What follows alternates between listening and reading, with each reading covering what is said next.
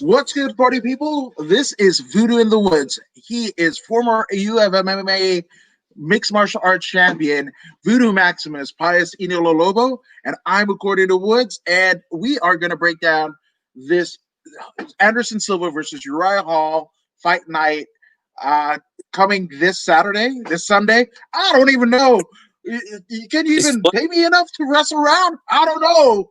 I'm one of the biggest legend stars. And the t-shirts are too tight too, Billy. That might be a Lex Luger promo, but yeah, well, I figured I'd start it off that way. Have you seen yeah. that What's promo? good? What's good? What's good? What's good? What's good? What's the Not word? much, not much, not much. So, and if you guys don't already know, we are. This is the first simulcast. We're both on Facebook and on YouTube, so you guys can get your fix on all things Voodoo in the Woods on both respective platforms. So, yeah, man, big time. Share, and subscribe right away. Pronto. Let's go. Let's get them Let's numbers up. go. Let's go. Hell yes, and Pinky's up too. So yes, so a lot has happened. I mean, championships were won, people getting the COVID, all this. Yeah, man, it's been like Cat Stevens says, "Ooh, baby, baby, it's been a wild world." Yeah, indeed it has. Indeed it has. But this particular card looks promising. Oh, by the way, before we even go on, that Khabib card only made like 650,000 pay-per-view buys. Okay, well, I mean, theoretically speaking, right?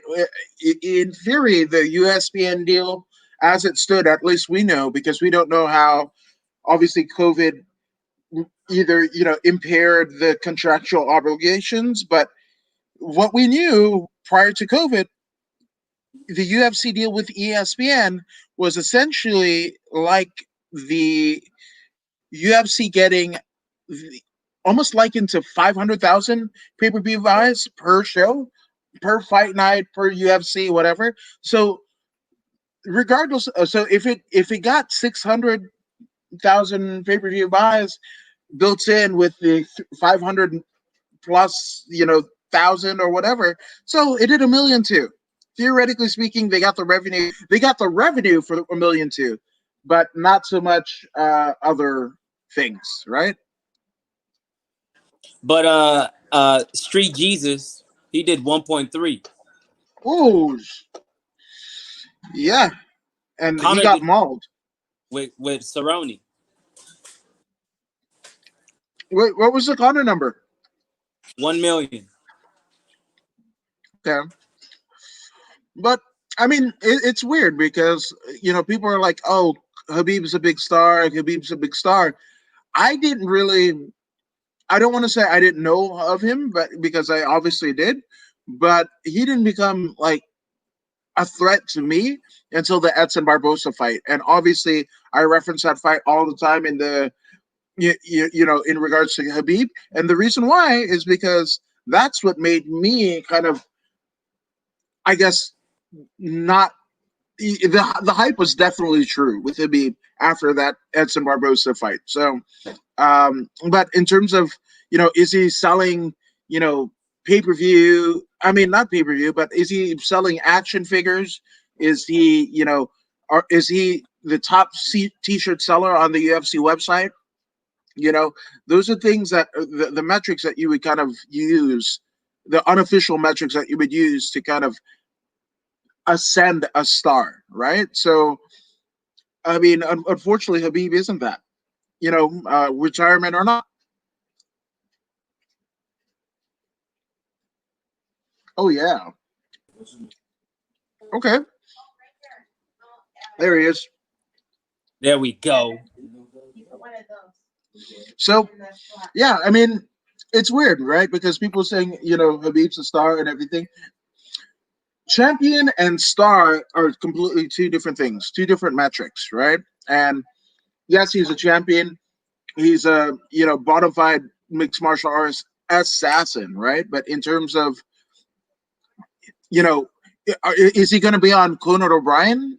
You know, Probably I not. think not. No, Even less so now that he's, I mean, theoretically speaking, he's going to retire into the mountains of Dagestan. So, you know, are we going to see Habib as a coach to one of his, compatriots, out of his gym? I don't know. You'll see that. You'll see a lot of that. He'll be around as a coach. Someone has to take that his father's mantle. Who better than him to take his father's mantle? So we'll see him around as a coach. But superstar, I don't know. It looks like Dana lied to us. Well, I mean, wow, Dana White lied to us, the fans. What? I. What are you talking about, Voodoo? That has never happened, ever, ever, ever. And there's no hints of sarcasm in my voice at all.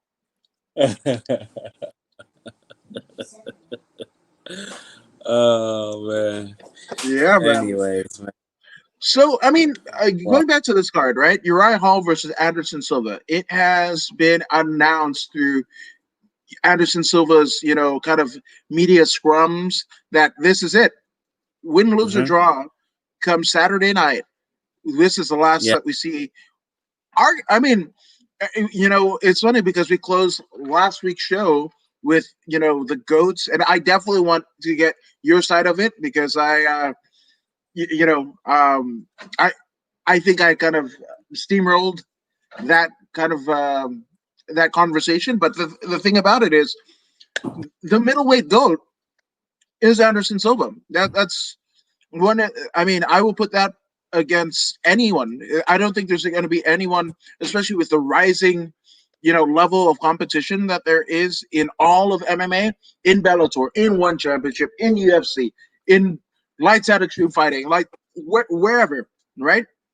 The level of competition is crazy, right? The reason why people are getting called up to the UFC and Bellator short notice is because these leagues, these regional promotions, they're churning out world class talent at every pass. I just saw like what was it? Spike Carlisle, right? Alpha Ginger. He posted that he was going to fill in for a fight that fell off, right? I want to say it was in December. And he posted his walkout from Lights Out, where he basically knocked out Jean Paul Lobostiani, who, Mhm. again, was a highly touted prospect, a protege of one Brian Ortega, and, he used that entrance as his kind of social media post that he was going to take this fight. So, again, I mean, and you go down the line: Roosevelt Roberts, Jalen Turner, Curtis Molinder, Jacob Rosales. I mean, the Ryan Lilly, Albert Morales. But like these are names that you know or that you will know, and they started out in one region or two. Cody Stamen out in the Midwest, but kind of a similar scene to us here in California. So I mean, there's world class talent everywhere. So again, the I say that to say that we're never. I don't think we're ever going to see a run like Anderson Silva again. I hope we do, but it's slim. As the talent pool gets wider and wider, right, and the skill level goes higher and higher. I don't think we're going to see that, year to year dominant run, almost a la Tyson. When you saw Anderson Silva pre the first Chris Weidman fight, it was like Tyson. You just knew he was gonna you knew he was going to either knock out or submit his opponent. You just wanted to see how he was going to do it. Yeah, yeah, yeah. Those were good times, man. But this new generation of fighters, the uh, the gap is almost non-existent. Everyone is very close in skill. It's gonna have to take that guy that wakes up at 3 in the morning instead of 6 like everyone else to get the advantage. You know what I mean? You're gonna have to wake up earlier.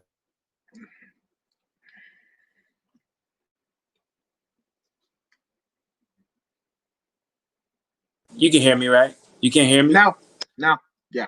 Oh, yeah. I was saying that it's gonna take a extra dedication, like waking up at 3, 4 in the morning while the opponent is still sleeping.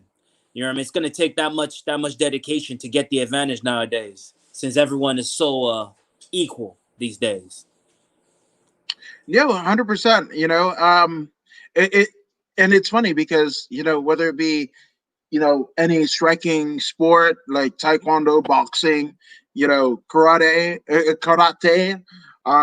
or and Muay Thai, or a grappling aspect like sambo, catch wrestling, jiu-jitsu, all of that, right? It's a game of inches. All of it is a game of inches, but the inches are becoming millimeters, like micro, not even millimeters, like micrometers in terms of what the edge is going to be. Because I mean, if that's a euphemism that you'd like to make, what happens when everybody's waking up at 3 a.m.? Everybody has top tier nutritionists. Everybody is practicing those leg kicks. Everybody is rocking the mic, like you say.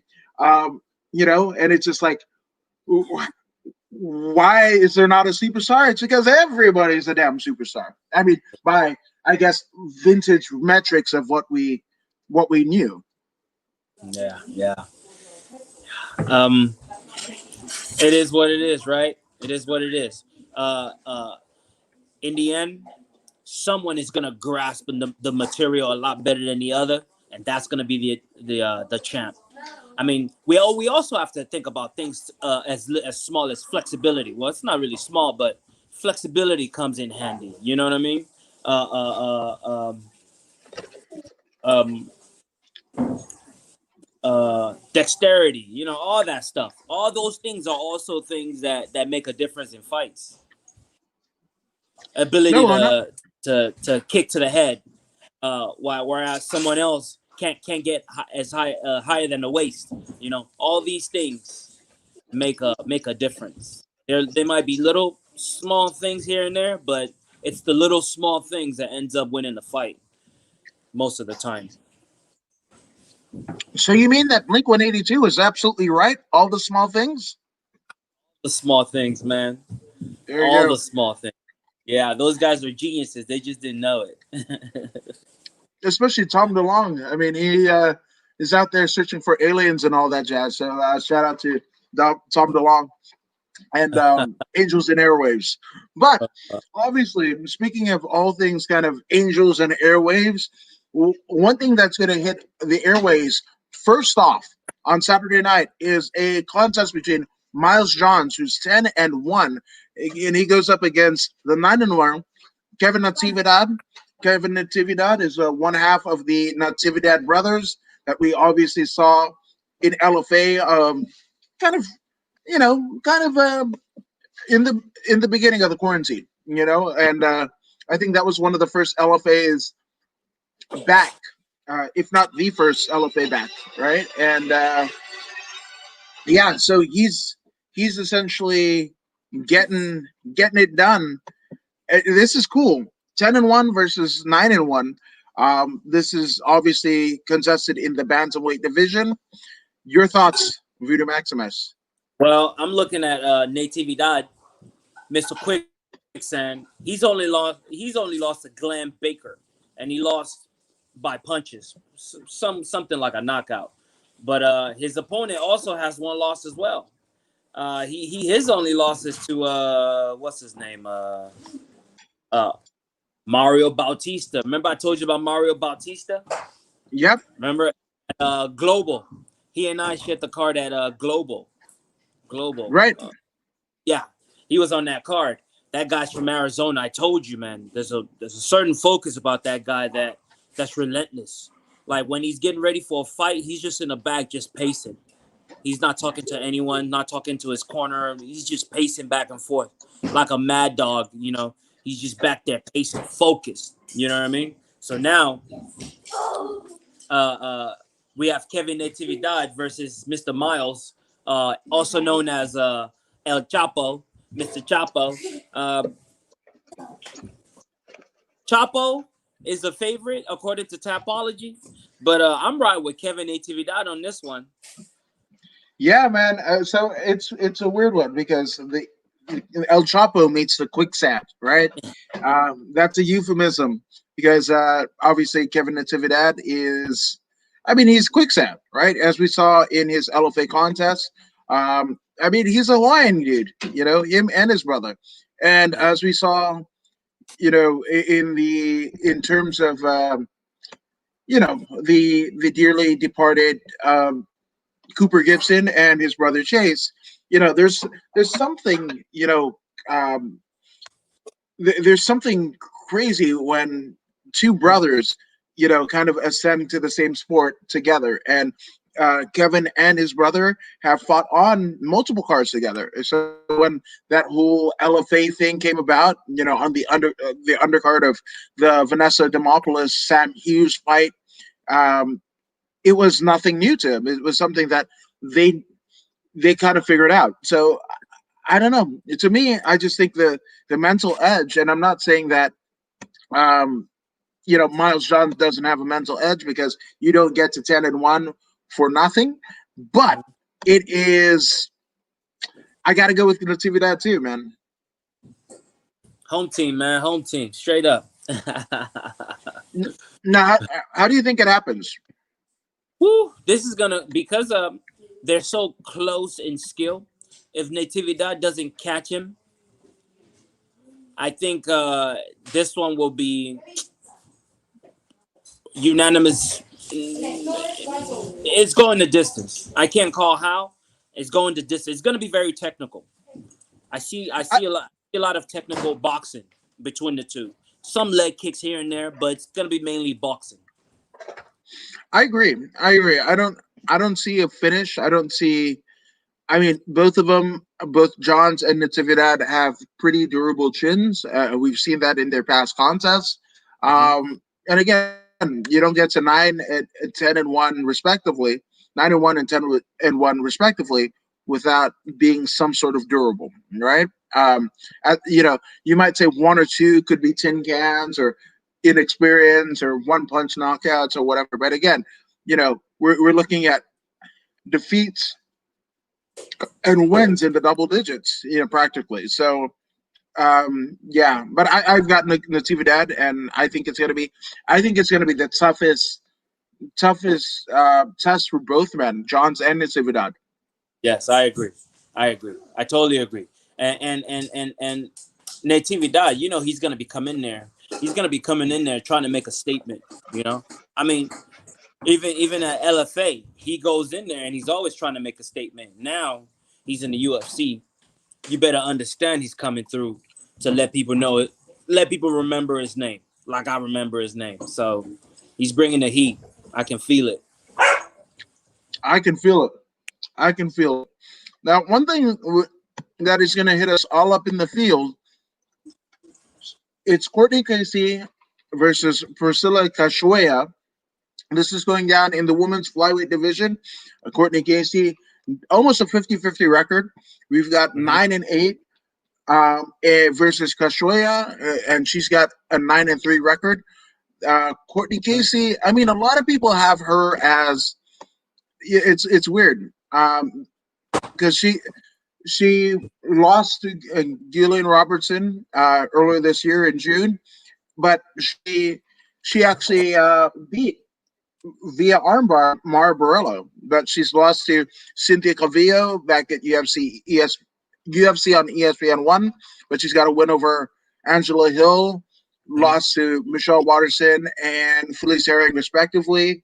So when you're talking about like the top flyweights in the world, she she's been in there with Pearl Gonzalez, who fights for Invicta not too far from now.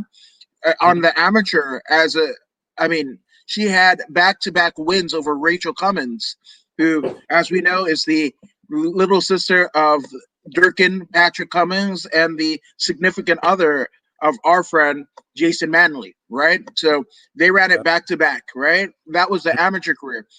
Then we've got, I mean, she's been in there with Emily Kagan, Ashley Yoder, uh, let's see, Pearl Gonzalez, Joanne Calderwood, Sohee Ham, Randa Marcus, Claudia Cajelia, Jessica Aguilar, Felice Herrick, Michelle Watterson, Angela Hill, Cynthia Calvillo. So she's Yeah. had, talk about the who's who of the flyweight division. She's definitely there. Um, She's had varying degrees of success there, obviously, but this is a tough one. Now, obviously, we can't leave this conversation without talking about Priscilla Cachoeira Yep. and Priscilla. Zombie Girl as she's known. Mhm. Um, just beat Shauna Dobson not too long ago. She Mhm. lost to Molly Meatball McCann. Mhm. Lost to Valentina Shevchenko because who doesn't? Ah. And then after that, I mean, pretty much it's all on the Brazilian regional circuit. Yeah. So I guess Voodoo Maximus, who do you have?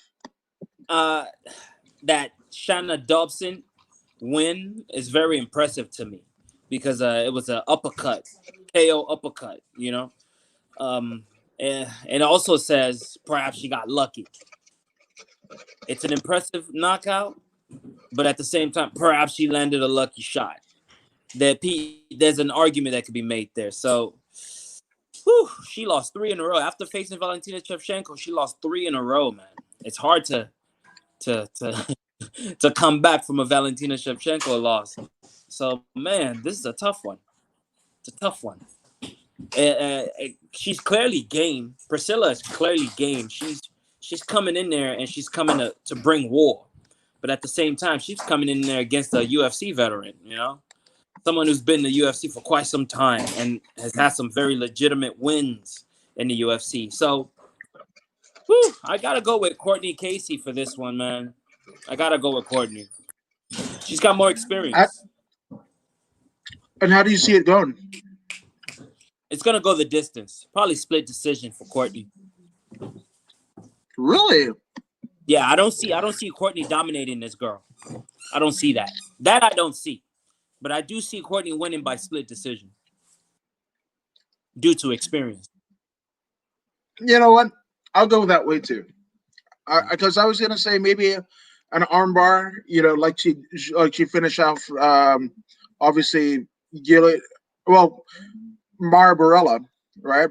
She finished off Mara Barella by armbar. I was gonna say submission, but again, it's a zombie girl, right? So that may not happen. So I'm gonna go same deal. Probably split decision. Cast iron Casey. There we go. That's. I mean, do you think that Courtney Casey is gonna hit Cachoeira almost like what is it, the Roadrunner and the Wally Coyote? I mean, she is cast iron. Yeah.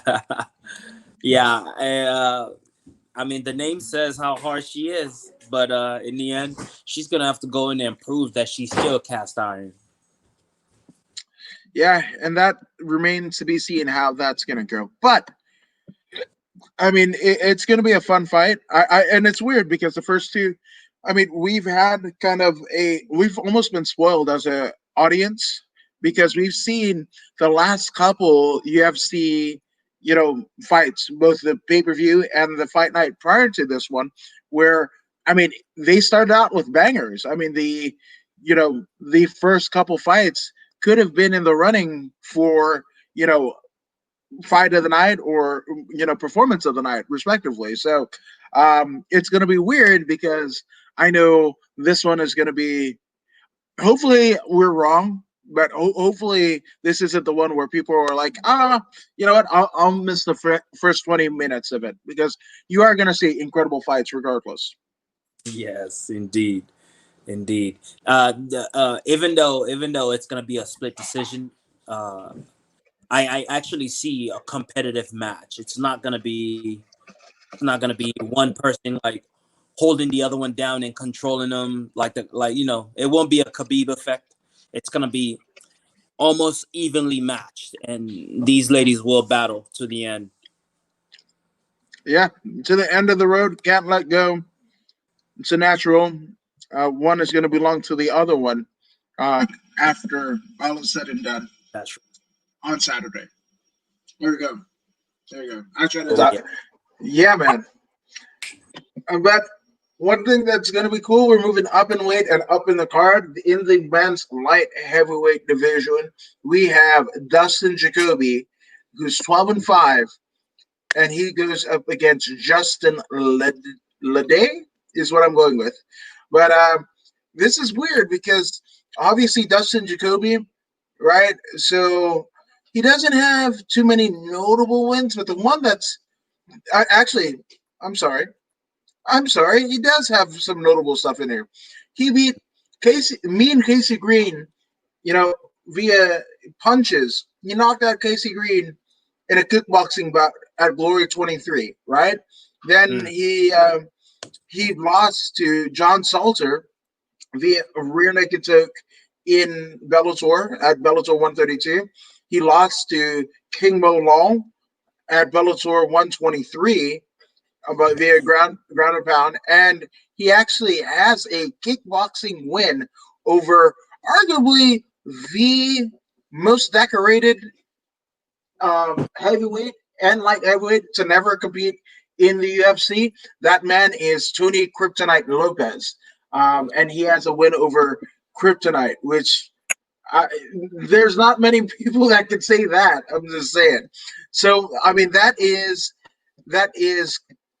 Dustin Jacoby's record, and El Blanco Justin Lede or Ledette. Either way, uh, he he has a win over Mark Godbeer, which is a good one. You beat Godbeer by rear naked choke back at UFC Fight Night 99 in 2016, and then Yep. prior to that, he beat Chase Sherman, who I mean that got him a 6-0 record, Yep. and that was at UFC Fight Night 92. Mm. But yeah, I mean, whoo, buddy, I I know who I have. Yeah. I've got Dustin Jacoby Of course. again, and yeah, and that I mean, come on, Mean Casey Green, King Molawong, John Salter. These are the people that he's got in the ring with, right? And he beat Tony Kryptonite Yep. Lopez in kickboxing. That is fucking crazy. So Yes. yeah, Yeah. I I, Yes. I got And I got Dustin Jacoby and by KO. yeah. When you look at this fella's El Blanco's record, he's lost to serious strikers, with the exception of Johnny Walker. Johnny Walker, I don't Right. believe is a serious striker. He's an upcoming striker. Alexander Rakic is a serious striker. Kamur is a serious striker, and he's lost to these folks. And Johnny Walker is on the cusp of becoming a serious striker. He's not there yet, but Not he's there got yet. flashes of it. He's not there yet. Yeah. But Dustin Jacoby is a serious striker. As you can see, his Muay Thai background says it all. So Justin Jacoby, no later than the third round knockout is why I totally agree. Third round knockout. That's right. I like it. I'm gonna go there too. Yeah. I I mean, I feel like you're picking them so great. I'm just piggybacking. I'm just Yeah. saying, but you're absolutely right. I mean, and you are absolutely impeccable in terms of the thought process that you go into, and especially the fact that you've been in the cage yourself. You've won a championship title in your own right, so it's not like just some Joe Blow. And even after you retired, it's not like you still don't train day to day because you do. So I mean, when you say something, it's almost like the gospel. So yeah, I am going with Dustin Jacoby as well. Third Jacoby. round knockout for Jacoby sure. Jacoby. Yeah, man, that's Yeah, my you know, a technician has a technician has to fillet the barbecue before you put it on a grill. This is what that's why it's Mhm. gonna take so long. He's not gonna rush it. He's gonna pick them apart smooth, real smooth, and then when the time is right, he's gonna end it. Yeah, no, for sure. And again, this is nothing against Justin Lede. I mean, I just think that he's outclassed. This is somebody that has fought top competition in other organizations like Bellator. Or, you know, Who's going to say that, John Salter is not world class, that King Mo is not world class, that Tony Kryptonite Lopez, even though it happened outside of Bellator, isn't world class. Me and Casey Green isn't world class, yeah, and he did it at a world class organization in Yeah. Glory. So, yeah, dude, I mean, Jacoby all the way. Mm-hmm. Yeah, all day. So in the next matchup, what do we have in the next matchup? We have a Jason Witt versus Cole. Jason Cole Witt Williams. being the gorilla. Wow, that's a strong statement to say, Are you especially are you here in 2020. You were saying, do I know about Jason Witt? are you familiar with this? Yeah, and the reason why I'm familiar with Jason Witt is Are you familiar because, with this Jason yeah, 100%, Vanilla? 100%. So, a gentleman who I interviewed, I want to say a few years back, a man by the name of Brandon Santana, the Puerto Rican hitman, right? And Brandon Santana, his coach is actually Zach Busa or Busia. I don't know if I'm getting the Zach Busha. That I think that's it. Zach Busha. Now, Jason Witt fought J- Zach Busha, who's a Bellator veteran in his own right. Back in February, right? He's a one of the top Midwest prospects. So a win over Busha, especially on that regional scene, that's cool. Now, all of his wins, for the most part, we're talking about Zach Busha, Roberto Neves, Cliff Wright. Those are all been unanimous decision. And then back in 2018, he gets a rear naked choke victory over Ashkan Movari, right? And that was Yes, at LFA 50, right? right. But between LFA 50 and then his UFC debut against Takeshi Sato, who Takeshi Sato looks like Mm-hmm. a fucking truck. So of course you lose, to Takeshi Sato. Most people do, you know.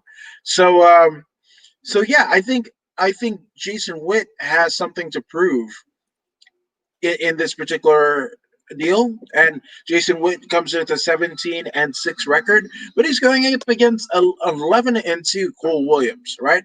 Cole Williams has fought in Midwest Cage Championship, the Iowa regional scene, Pinnacle Combat, and the Chosen Few promotion. He made his UFC debut last year, about August. Yeah, August, and he lost to Claudio Silva Mm-hmm. via neck crank, right? So, and that was on UFC on ESPN Mm-hmm. 5 back in 2019. So, I think this one is going to be a Yep. decision. I don't see a definitive winner because even on the regional scene, Yeah. um, he lost. I mean, he beat John Poppy versus via punches. John Kennedy punches, flying arm bar. Actually, you know what? I'm gonna go. I'm gonna go on a limb because obviously Cole Williams. He's from Dubuque, Iowa, right? So that's strong wrestling, right? Yeah. And he has finishes in his arsenal, which which the Vanilla Gorilla doesn't. So I am actually going to say second round KO Cole Williams, even Okay. though I mean Jason Witt has an impressive record, and he's beaten a name that I know, but he's done it via unanimous decision. Mm-hmm. So I just think the wrestling prowess of Cole Williams will kind of get it done, and he will be the more formidable option against Jason Witt. Yeah. This particular matchup is gonna be nothing but grappling. You won't be seeing any knockouts. You won't be seeing much punching. It's gonna be a bunch of hugging and trying to outdo the other in the wrestling department.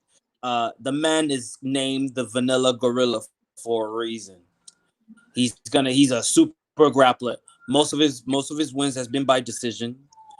Don't expect anything exciting. If you're thinking about if you're a casual fan and you're thinking about you want to go grab some popcorn, this will be the time to do that. It's not going to be fun for you. You're not going to like it. It's going to be a lot of fence and ground type stuff. That's what you're going to witness here. And but my coach is gonna love this. PG grappling all day. He's gonna love this. He's gonna be paying close attention to this particular matchup and picking up new tools and seeing how he won or he lost or what down doing this thing. But I got Jason Witt with the unanimous decision or split decision. It might be a tougher one for him this time around because the other fella is from Iowa. You know, they're known for wrestling over there. But I think Jason Witt, he's a pro at winning by decision. He's a pro. So he's gonna inch this one out and win by split decision. This one's gonna be split. All right. So I guess this becomes the first kind of the fork in the road where it That, comes to our picks. Where this is the first one where we didn't pick unanimous, but I mean it could go either way. So again, yes. I could be eating crow come Sunday afternoon when we do this again, and that'll be just fine with me. Or Jason Witt could be waking up looking at the lights. So there you go. There you go. If you don't know him, now you know. You know. Now, some a person that is known to the hardcore fan base is one Tarzan Shane Strickland. I mean, a 20-3 record. It's crazy to have that sort of a record and not be in title contention, right? But it seems like every time, you know, I mean, literally, like every time he goes up against like top tier talent, like a Kamar Usman, he kind of he wilts a little bit, right? But Mm-hmm. his only loss, I mean, obviously the current welterweight champion, then Santiago Pozobino is what I'm Mm-hmm. going with. Lost by a Yeah. unanimous decision, but he's got wins over Nordin Talib. He's got wins over Court McGee. Yep. He's got a win over Tom Breeze. Yep. I mean, Jesus, that's it's crazy that nobody's with a 20-3 record. Mm-hmm. Why he hasn't cracked that top 10 of welterweights, but that just shows how stacked the welterweight division is. Because even with a 20-3 record, he is ranked number 73rd in terms of welterweights worldwide. So that's a crazy one. But obviously, he's facing Jack the Hammer Marshman, a Mm-hmm. a Welsh gentleman, and Mm-hmm. he's been in the ring with Antonio Carlos Jr. How the hell do you lose to Antonio Carlos Jr., that portly Daniel Cormier wannabe mother trucker? Like, how do you lose by rear naked choke to that guy?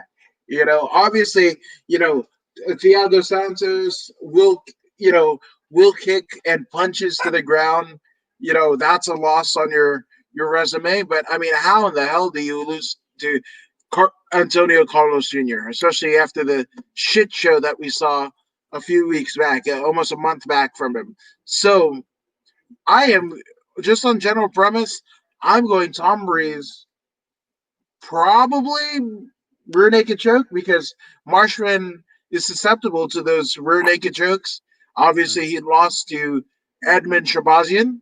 So yeah, I mean, and that's something that Sean Strickland is proficient in. So yeah, I'm gonna go. That's what I'm gonna go. What Yeah. say you, Vito Maximus? Well, Sean Strickland is actually moving up from welterweight to middleweight for this particular Oh yeah.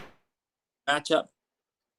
So he's gonna be fully hydrated. Whereas Jack Marshman, the Hammer, he has to cut weight. I'm looking at his fatigue, his body. He's got a lot of body fat on him. And Sean Strickland shredded, at 170, shredded. he's gonna be going up. I'm sure he's gonna maintain a lot of that shred, even though he's gonna be carrying 10 more pounds of water on him. I don't see a problem for Sean Strickland here at all. When I look at the reach advantage, Sean Strickland, he's got all the reach advantage, 76-41 compared to 73-39. He's taller, he's longer. Um, uh, when I look at ways of winning, 42% KO, 21% submission, 37% decision. Uh, Strickland is a balanced fighter. I look at the other side, the other fella, he's got a 23-9, 57% knockout ratio. So that means he's a good boxer. At least he's a good boxer. So all Strickland has to do is get him to the ground. I'm looking over here at significant strikes. Uh, Strickland, he throws more, he lands more. He's got better grappling. So there's a good chance Strickland is gonna wanna. We back? Are we back? Yeah, I can hear you. Okay. So there's a good chance Strickland is gonna want to as soon as possible get this fight to the ground or put him on the fence and then get him to the ground and so he can actually finish this guy. Since Jack is a bigger dude, I see Strickland doing what you said, rear naked choke at least by the third round. No, I Yeah, don't think he's gonna be able to do it sooner than that because Jack already expects him to come in and try and take him down. So he's wrestling defense is gonna be solid for the first and second round. And the third round, I'm sure he's gonna be starting to become fatigued, and Sean Strickland is gonna take over from there and then finish him off by submission. I mean that is cool. I mean, the only thing that differs in our pick is the rounds that it happens in. I say second. Voodoo Maximus says third. Mhm. But either way, we both think that Jack Marshman is going to get He's going finished down. rear naked choke. Yeah, 100%, 100%. So, I mean, I don't want to sound like it's a far going conclusion, but just odds say that Sean Strickland will probably come away with a win. Yes. Granted, he doesn't get flash knocked out. Because Marshman does do that. That's why they call him the Hammer.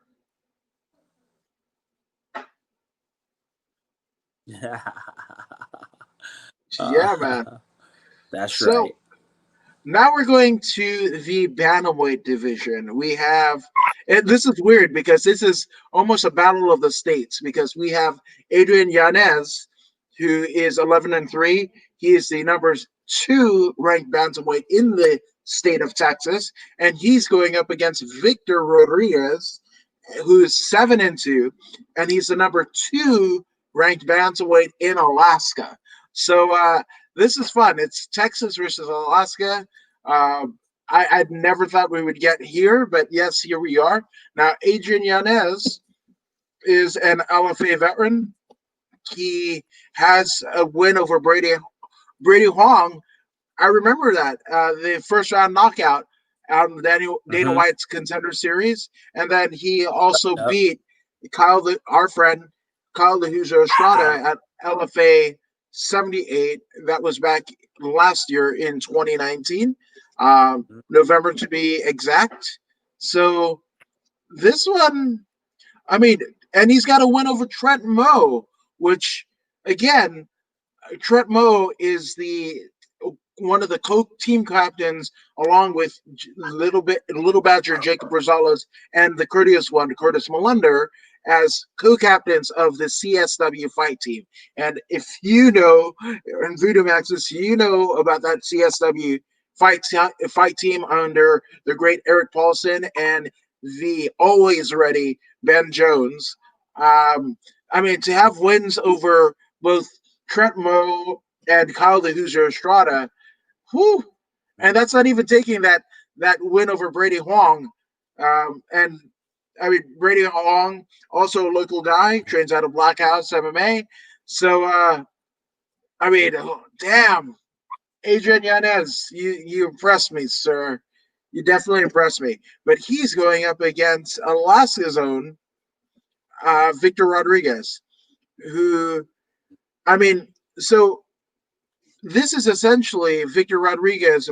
This is Victor Rodriguez's UFC debut, but he was, I mean, a prominent staple in terms of the Alaskan uh, MMA fight scene.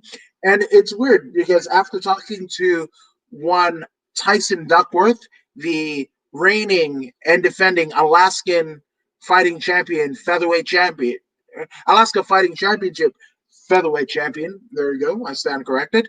But there's like 6 pro promotions alone in Alaska, so they are definitely uh, putting on something. And obviously, as we saw with Jared Cannonier and Lauren and Joe Murphy, respectively, those are 3 of the top prospects that Alaska has to offer in terms of the fight scene and coming to pro. So I'm excited, but damn, Adrian Yanez, holy shit, that dude impresses me. So I'm going with Yanez.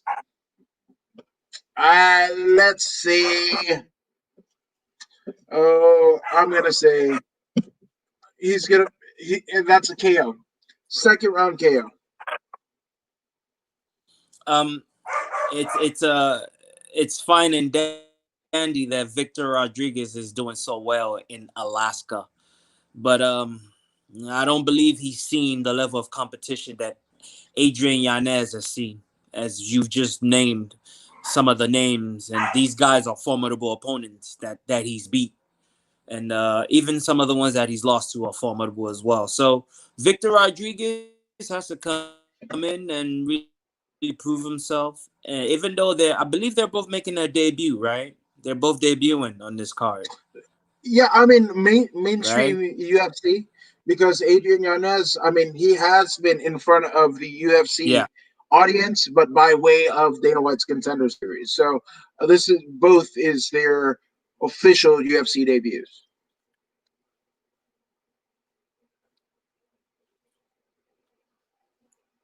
yeah. I'm not gonna pick against Adrian Yanez. He is a more experienced fighter. One, he's got more fights. Two, and he's from Texas, and he's from Texas, and everything is big in Texas. Adrian Yanez to win this one, like you said, possibly by knockout in the third. Yeah, and so second and third Knockout. respectively. Yeah, so I've got second. Vito Maximus has third. But I mean, this is, I mean, everything is ripe. This Can you shit dig is it? like a cherry. I can dig it. This shit is like a cherry. This is ripe for Adrian Yanez to kind of come away with an impressive KO victory. So let's see if that happens. But all respect to Victor Rodriguez. So now we're going up in weight to the 155-pound division because It's gonna be a super knocker. it, it's definitely going to be a knockout for sure. I don't. Yeah, I mean, I don't want to say like I'm going to bet the house, but I mean, damn, this is almost a foregone conclusion. This is a coming out party for one Adrian Yanez. So we shall see come Sunday. But now we're going to go up in weight because we Oh have yeah, we will see, Alexander and it's Hernandez. gonna There you go. There you go. So yeah, we've got Alexander Hernandez, who's 11-3, ranked the number 15th welterweight in the world, and he's going up against Chris Grutzmacher. That's what I'm going with. And Grutzmacher is 14-3. So almost the same amount of fights. Alexander the Great Hernandez, he is somebody who, oh, yeah, he beat Francisco Trinaldo. He lost, unfortunately, to Drew Dober, lost to Donna Cerrone last year. Um, but he beat Dariush, wins over Derek Adams. Um, yeah, so a lot of his wins have come in recent years. He has beaten big names, but he's actually coming off a loss to Drew Dober. Now we're getting into Chris Grutzmacher or Grits. Oh, Gritzmarker. There we go. Who's coming out of obviously American Top Team. He has a win over Joe Lozon. Um, and he's been in there with Chaz Skelly, Artem Lobov. Oh yeah, so he's a Ultimate Fighter alum. Is Gritzmarker. But I'm going to go on a limb, and I'm going to say Alexander the Great Hernandez for the win, probably by. Mm. I'm going to go ahead and say unanimous decision. What say you, Viduman?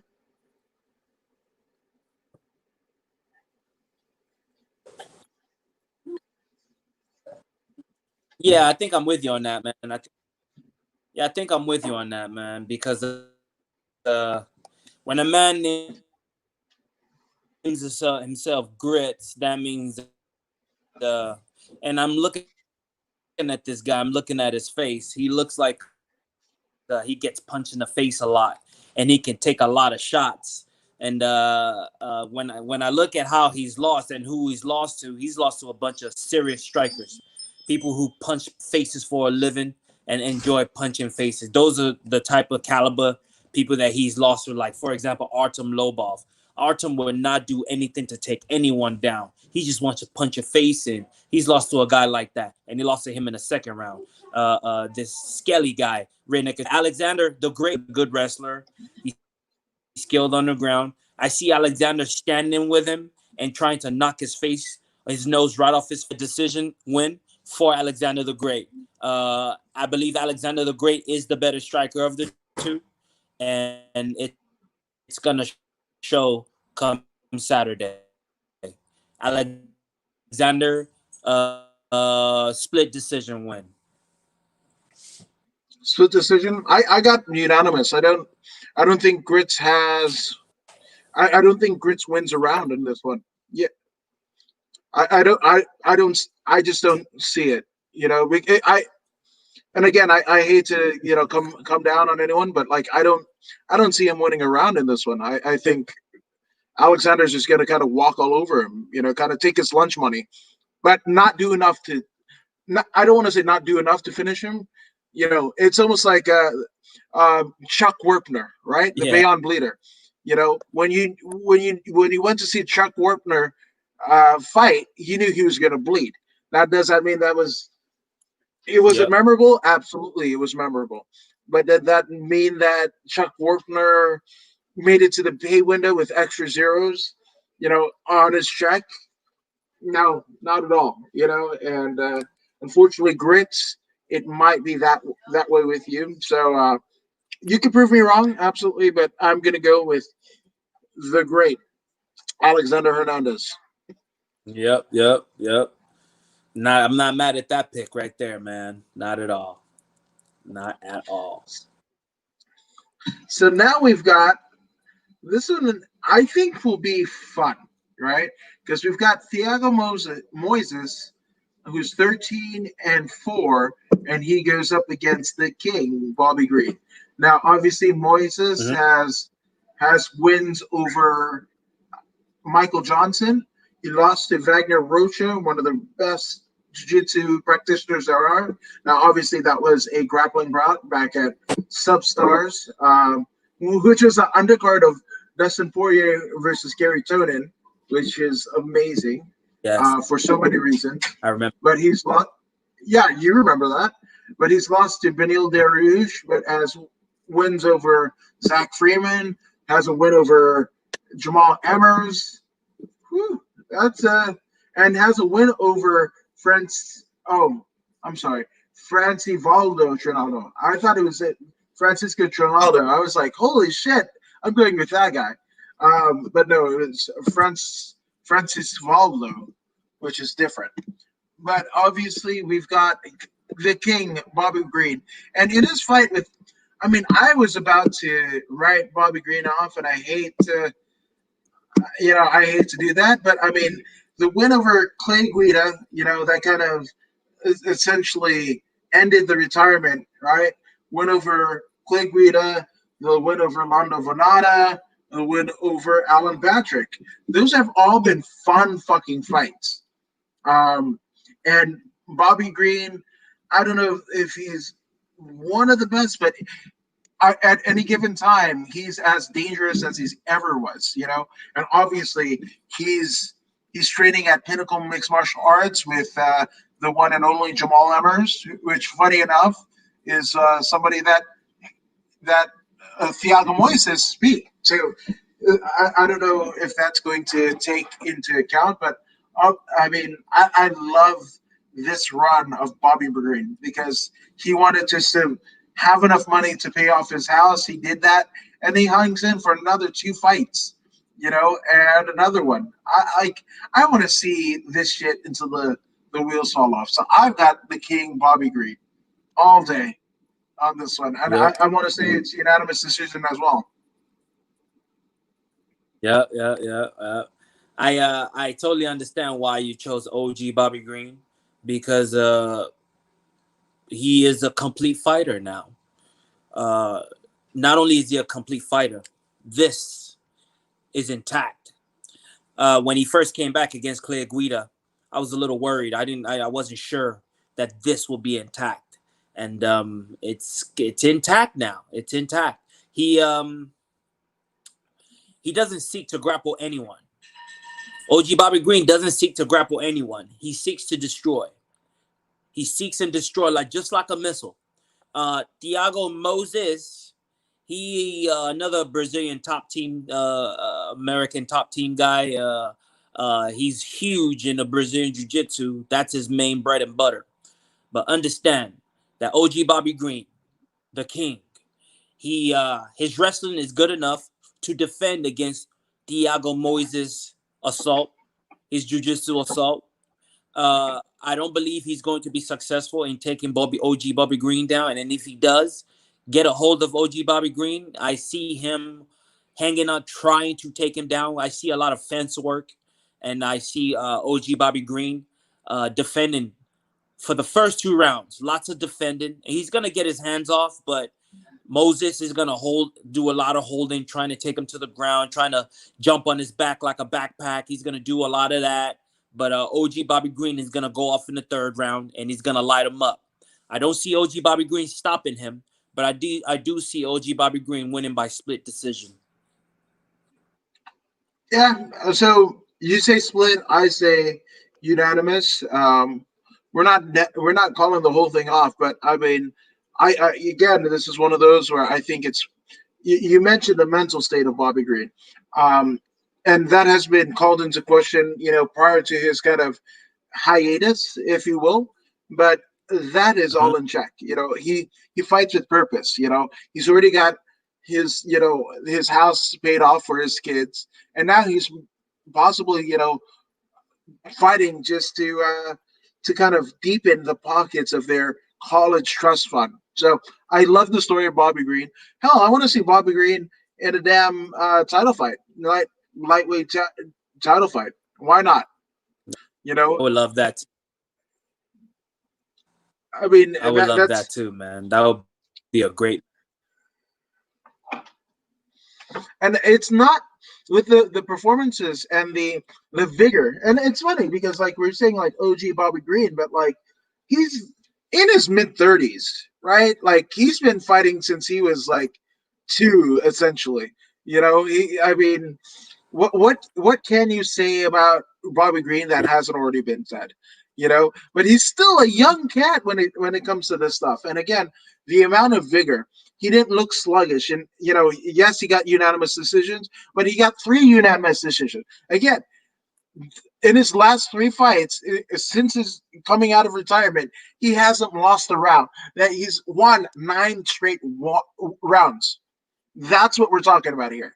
That's why my eggs in the basket and Voodoo Maximus's eggs in the basket. We're going all the way on for Bobby Green until the fucking wheels fall off. This is incredible. Yeah, so Bobby Green all day. Yes. I have no disagreement there. None.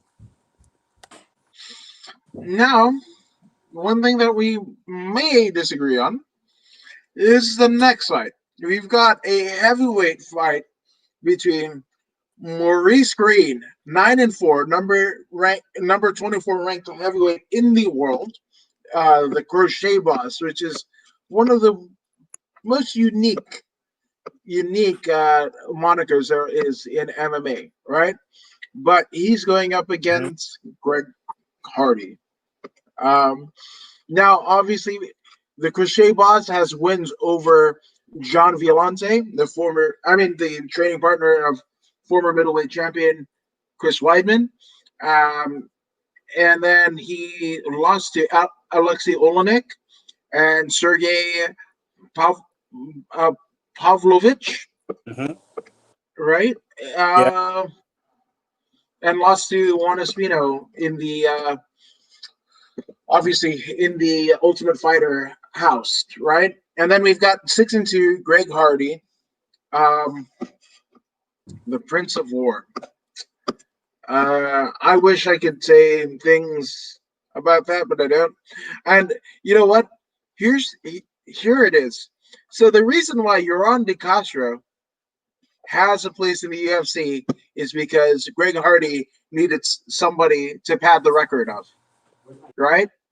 Because they invested in Greg Hardy. We all Yeah. saw we all saw at the Contender Series where we had, I mean, good lord, we had who is it? Roosevelt. Oh no, Chris Curtis. Yes, we had Alonzo Menefeld on this card. We had Chris. This is the one where Chris Curtis literally broke his hand. He broke his hand, people, in the very first exchange. And what does Christopher Curtis do? He fucking still finds a way to super kick. Yes, Shawn Michaels super kick his opponent and KOing him. And he doesn't get a contract. Greg Hardy does. But then less than some of the performance. There's no way in hell that I'm picking Greg Hardy. I want the Crochet Boss to come in, come clean, and fucking knock out fucking Greg Hardy. 100%. You think so? I want it to happen. I'm not saying it's going to happen. I want it to And happen. you know, uh, um, coming through the Contender Series, Greg Hardy, also believe that he had an easy route. He had easy fights because he's a big name. You know, they wanted to push him and get him going. And he came in and he did his thing. Now he's in the UFC. I believe he had his very first fight. He lost his very first fight due to a legal knee. And then he went on a win streak. He beat Demetrius Smoliakov, Juan Adams, no contest with Ben Sosoli. And then he ran into Alexander Volkov. This is where he earned my respect when he went 5 rounds with Alexander Volkov, injured. And he still went 5 rounds. Alexander Volkov could not stop him, could not put him out. This is when I knew this guy has something. He has something. It needs to be developed, but there's a diamond in the rough in the heavyweight division here. He's got good power, as you can see. He ran right through people. If he hits you, you're going to go to sleep. His movement, because of football, he's got dynamic movement. He just hasn't put it all together yet. The possibility of becoming a heavyweight dynamic striker is there in Greg Hardy. Trust me, it's there. It's just not clean enough yet. He's still a diamond in the rough. He just needs that American top team to polish him up real good, shine him up real nice, and put him up for display. Uh, Against this Maurice Green fella, I believe Greg Hardy is gonna outmove him, outstrike him, and if it goes to the ground, I believe Greg Hardy will be the better ground fighter. And I believe Greg Hardy, if he doesn't get the knockout, will get the unanimous decision win. Okay. I mean, obviously, I don't like it, but that might be personal on my deal because again, so Greg Hardy, he's already got 3 strikes, right? So one, one, you you lose. I mean, you basically get an opportunity that somebody that was. I mean, look at. I mean, when we're talking about crazy fucking knockouts, right? In the UFC, especially on Dana White's Contender Series. I mean, I mean, super kicking and knocking out your opponent, that's one thing. But doing it with a broken fucking hand. We exalt Kurt Angle for winning the Olympic medal for with a broken freaking neck, right? He'll be the first one to tell you that's exactly what he did, right? So Chris Curtis fucking super kicks his opponent and still doesn't get the fucking contract and with a broken arm. So that's Yep. strike one on Greg Hardy. Strike two is you're the reason why Euron De Castro is in the UFC because the UFC needed somebody for you to beat. Euron De Castro put on that shit show that we saw. What was it? Fucking against Carlos Felipe. Yes, Yep. that that Yep. that was. And I'm sorry. I thought Antonio Carlos Jr. or whatever the fuck. I thought he was Euron De Castro. My apologies. I fucked up. But Euron De Castro, fuck that guy. I mean, you're in the heavyweight division and you look like I don't know what the fuck. Like I like Mo, not Mo from The Simpsons. Whatever that's. Who's the fucking guy with the portly guy in The Simpsons? Barney. Barney. You look like fucking Barney. You look like Barney, sir. And again, you come from, you know, Cape Verde, a green cake. Like there's, I don't know, I don't even know where the fuck that's from. It's like a lion, and the country's flag looks like something that you would get as a belt at Abercrombie and Fitch. But yeah, so and then the third strike is I absolutely believe what you said in Greg Hardy being a diamond in the rough. But diamond in the rough don't call themselves the Prince of War. When you've been fucking beating tin cans your entire fucking UFC career, you don't get to call yourself the Prince of War. I'm sorry. Where does this come from? No. No, no, no, no, no, no. I reject that. I reject it wholeheartedly. That is not my UFC fighter. That is not my UFC Uh, future heavyweight champion. No, you aren't, Greg Hardy. So, So I want the Prince of War to get his ass kicked, his fucking claw cleaned by the fucking crochet boss. Swear to God, 100%. uh, we will find out on Saturday, man. Just what's gonna happen. But the thing about that crochet dude is he doesn't have that killer instinct. I think the Prince of Darkness or whatever he calls himself is is more um he has more killer instinct in him than the crochet. The guy's a crochet guy, by the way. A crochet, he crochets. Okay, He okay, crochets, man. okay. You see that, right? But Sun Tzu authored The Art of War, right? And what the fuck does Greg Hardy look to you like he's any bit of Sun Tzu? Looks, fight acumen, whatever. He is not. He is unworthy of it. Again, this is almost this. Fuck, man. This reminds me of the Taz Mexican Devil, But at least Ray Borg was a fucking Taz Mexican Devil, whatever the fuck that is. Greg Hardy is no fucking Prince of War. Hell no. Fuck no. I reject it. I reject it wholeheartedly.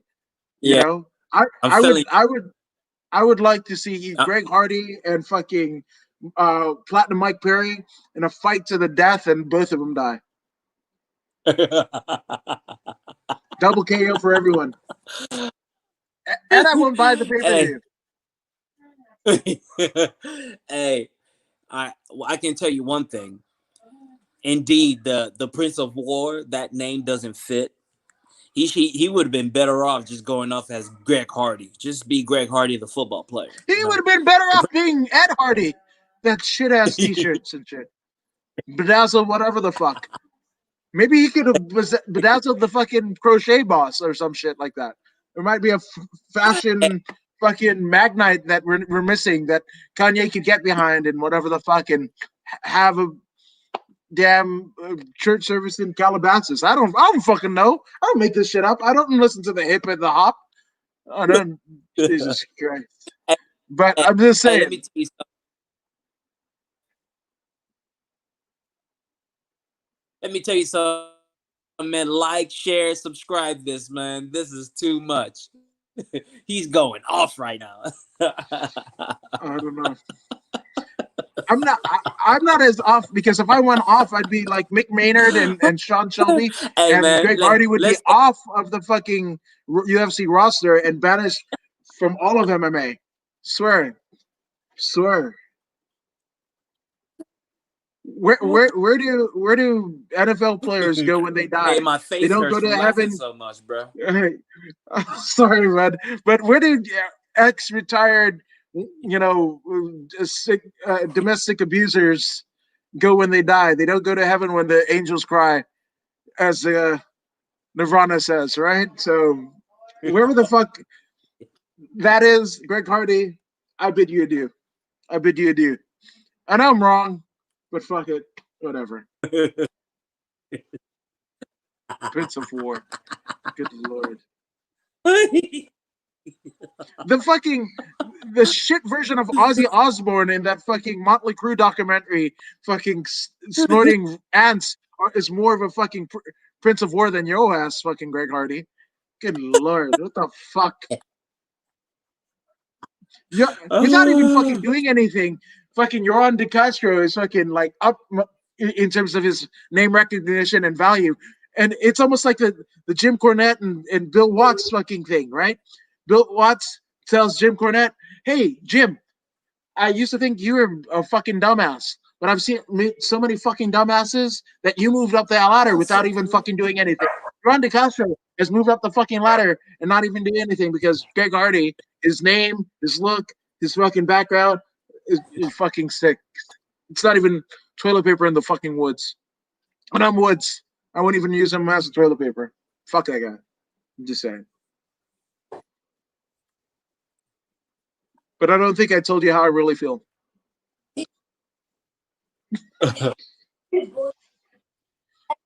uh, I got I got to get you off of Greg Hardy right now, man. I got to get you off of Greg Hardy.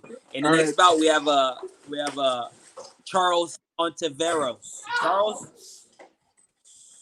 Charles Ontiveros versus our main man. Our main man. What's his name again? The Kevin Trailblazer Holland. Kevin Kevin Holland Holland. Yeah. is back. Trailblazers back, and he wasn't too impressed with his last win. He's coming back, and he wants to really, really make an impression. And he's planning on making an impression off of Charlie Ontiveros' face. So let's see how that goes, huh? What's your take on this particular matchup?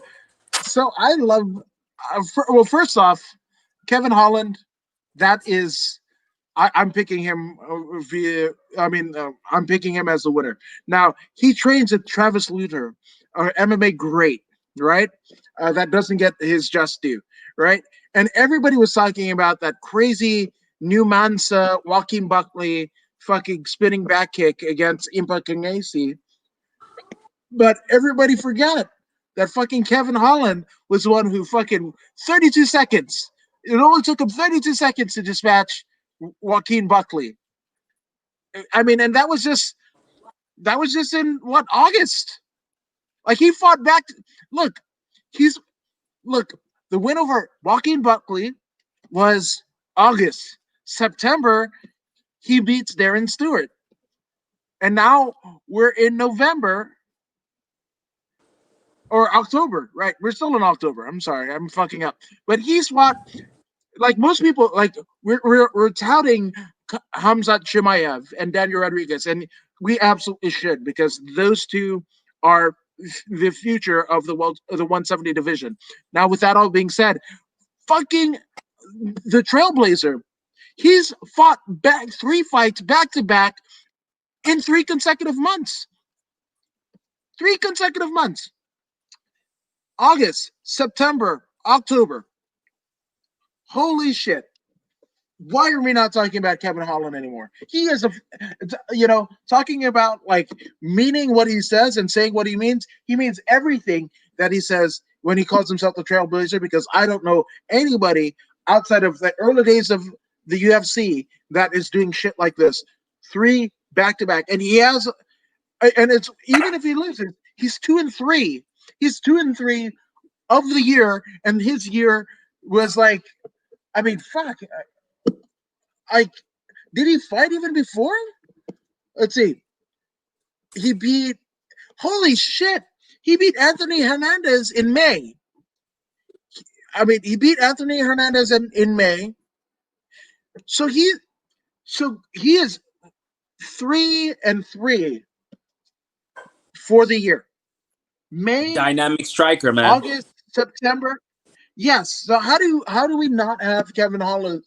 I mean, yeah, Kevin Holland as the consensus winner. This is, I don't even know. And all respect to Charles and the American Bad Boy and whatever, but like Washington Luis, Derek H. Day, Clovis Hancock, Fabio Tronade. Yeah, no, no, no, no. This one is the Trailblazer second round KO. That's what I have. Dynamic striker, man. Dynamic striker. Uh, yeah, I see the same thing. KO in the second round, either KO or submission, because he is a complete fighter. Not just a complete fighter, a dynamic complete fighter. He's part of that new generation that we speak of. And Travis Lutter, UFC vet. I mean, back in his day, he was quite the specimen himself. So Mm-hmm. now he's got all that knowledge and he's passing it to this young fella, this trailblazer, and blazing a trail he is. I also see him finishing this fight in the second round. Yeah, and again, so if you're like, oh, whoa, Travis Lutter, he's fucking, he's got a MMA school. Cool story, bro. But not only is it Justin Holland, but we have, Bellator heavyweight Justin the Big Pygmy Ren, the man who fucking builds wells in every third world country there is, right? And that is Kevin Holland's teammate. I mean, this is incredible. And again, so he did to Anthony Hernandez, he did to Joaquin Buckley without a fucking axe to grind, right? Mm-hmm. That wasn't even him pissed, right? So we obviously saw him and not loving his performance, even though he won by decision, right? A split Yep. decision, right? He wasn't happy with it, right? So don't you think with that axe to grind, that fucking thing in the back of his head that's telling him he isn't shit, even though we know he is absolutely the shit.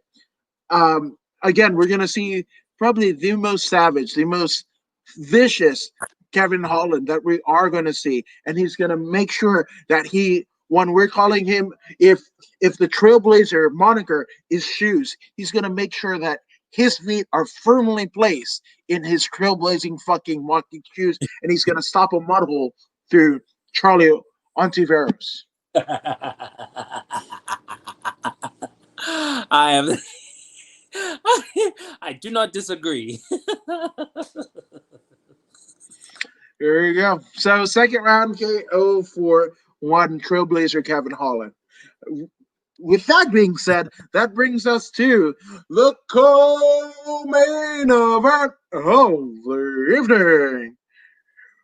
Woo! We have Bryce Mitchell, 13-0 against.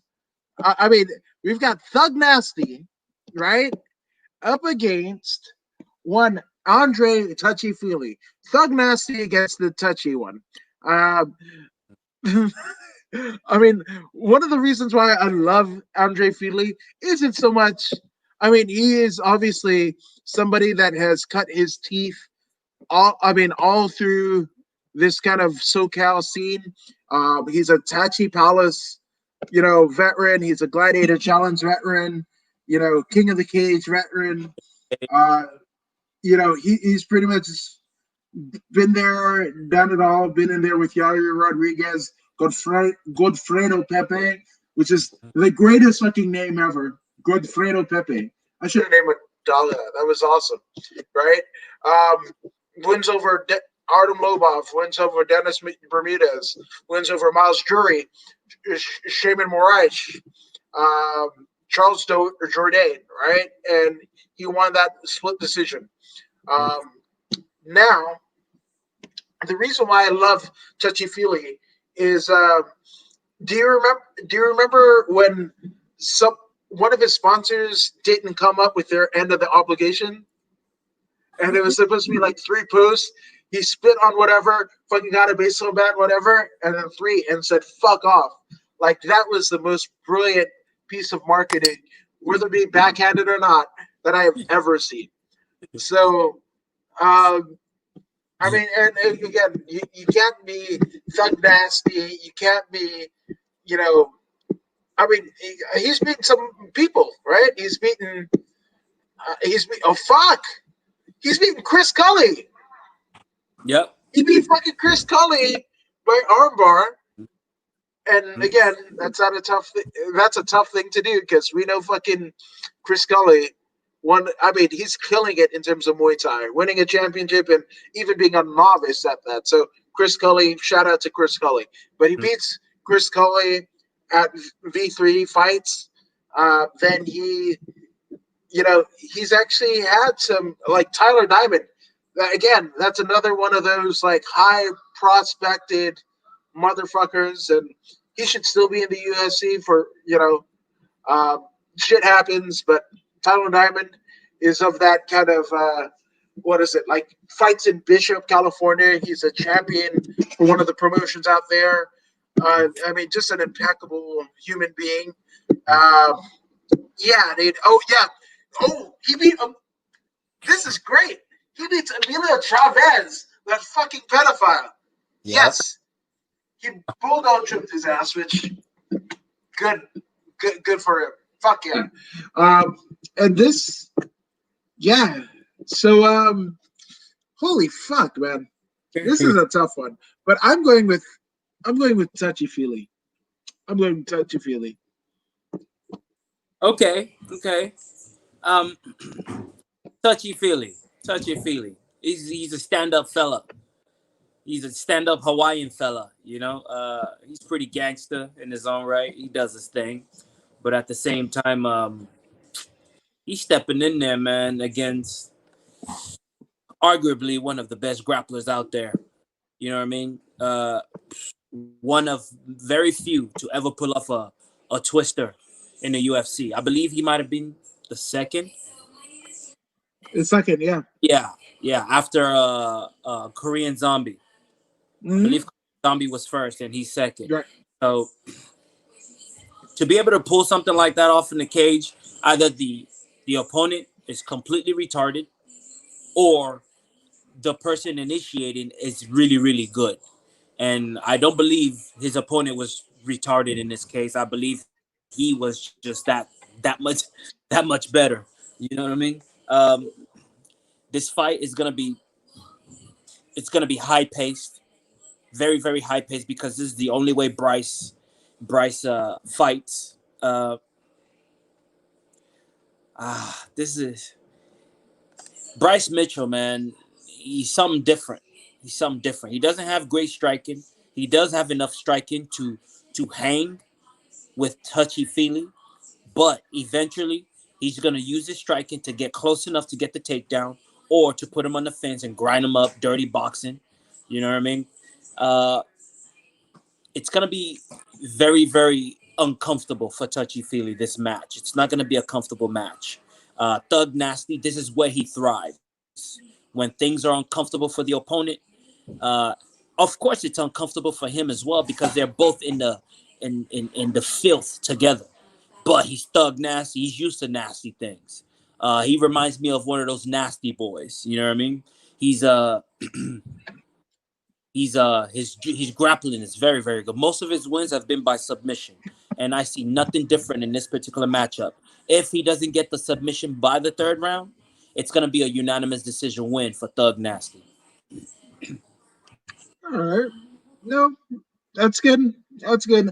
I just think that um, that Touchy Feely is the guy to essentially be the Brock Lesnar to one Bryce Mitchell's undefeated streak. So I say it's unanimous decision as well, but this the other way. So I don't think he twisters Touchy Feely. I don't think he KOs Touchy Feely at all.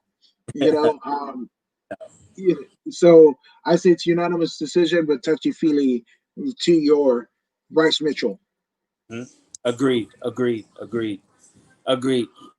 I don't see Touchy Feely knocking him out or anything like that, but I do see an impressive grappling session. My coach is gonna love this one. Shout out to Brian Peterson, by the way. PG all day. Yeah, man. I just saw some shout out to Ryan Peterson and Peterson Grappling because uh I saw a video. I don't even know where I saw it, whether it be social media or whatever. But I mean, there was like a litany of UFC, Bellator, EBI veterans and everything all up there at, at the garage of Peterson Grappling. So shout out to all of you five folks at Peterson. And you, Yeah, man. especially you, Voodoo activist. Hey, look out for that PG barbecue too. Oh, is Hey, that what was man, going on? that I saw barbecue, I my saw a promo. He's a phenomenal actor, this guy here.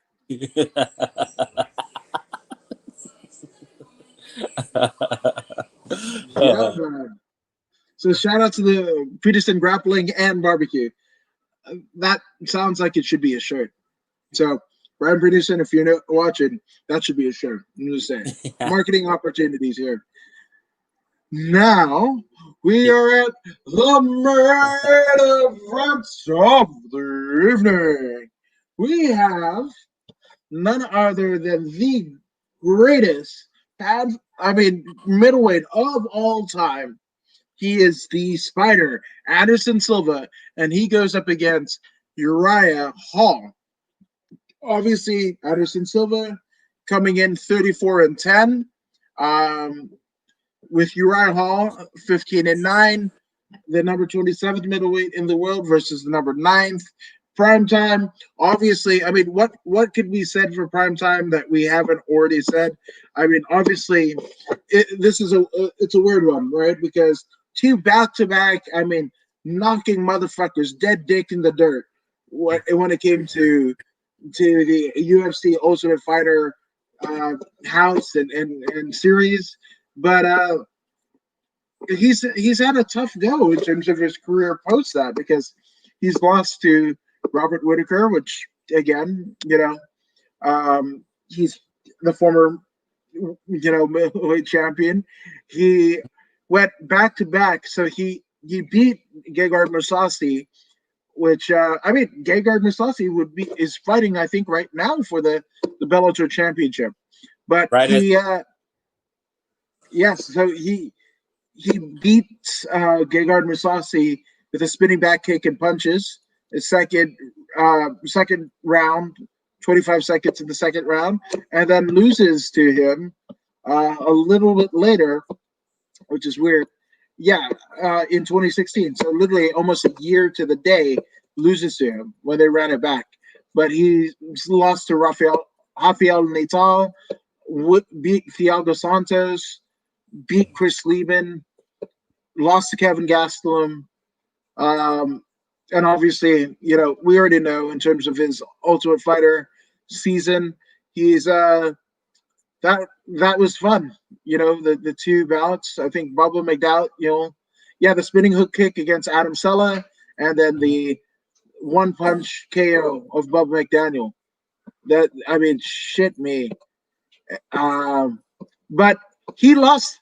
He actually he beat the New Year. He beat Aung Lang Sang uh, back at Ring of Combat 35.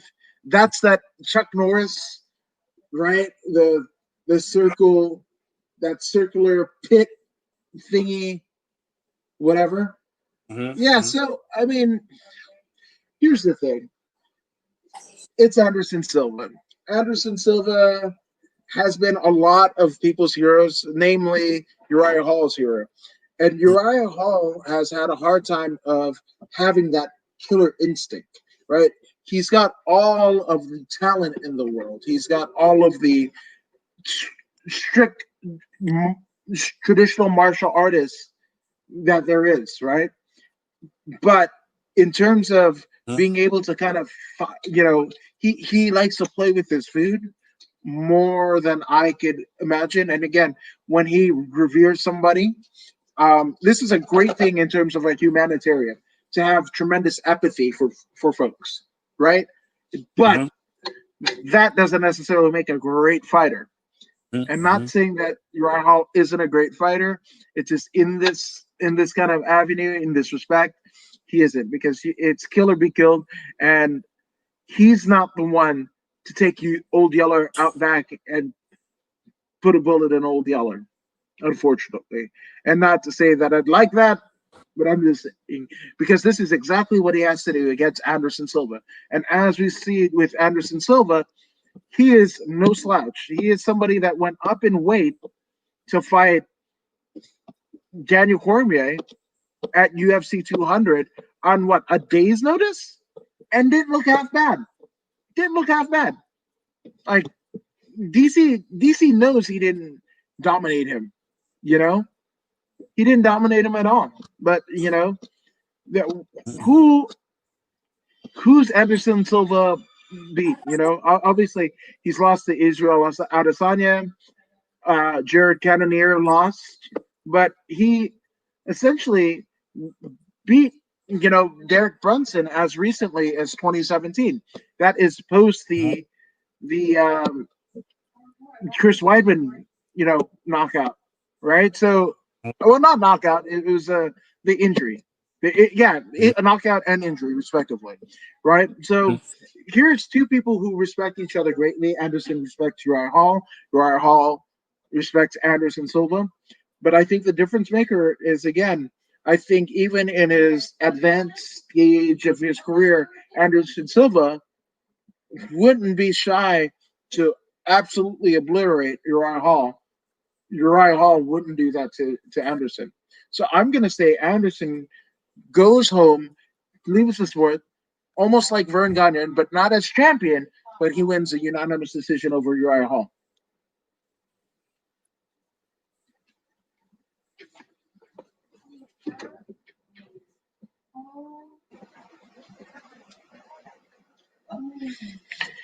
Yeah.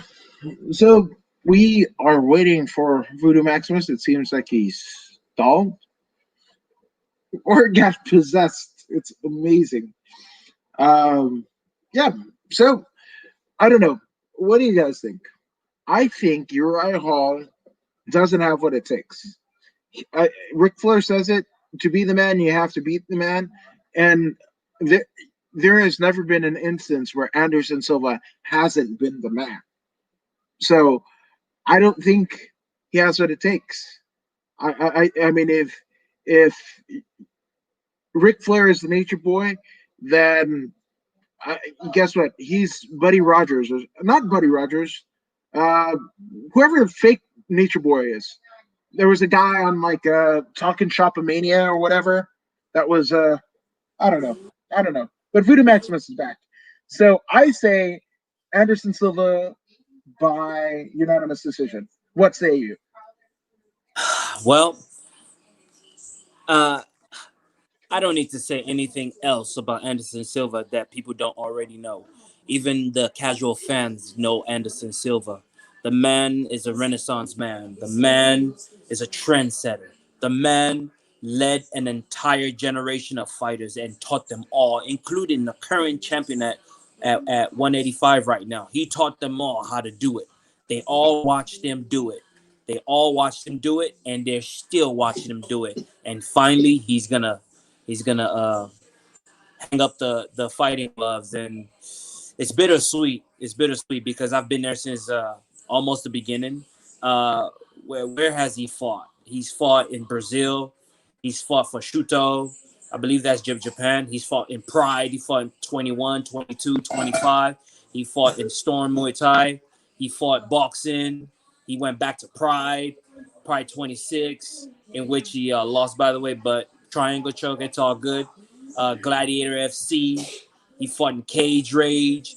Pride again, 2004. He lost. He had a bad ankle, and he lost to Rio Chonin. Chonin did this fantastic scissor leg takedown to a heel hook. That was the first time I actually saw Anderson lose.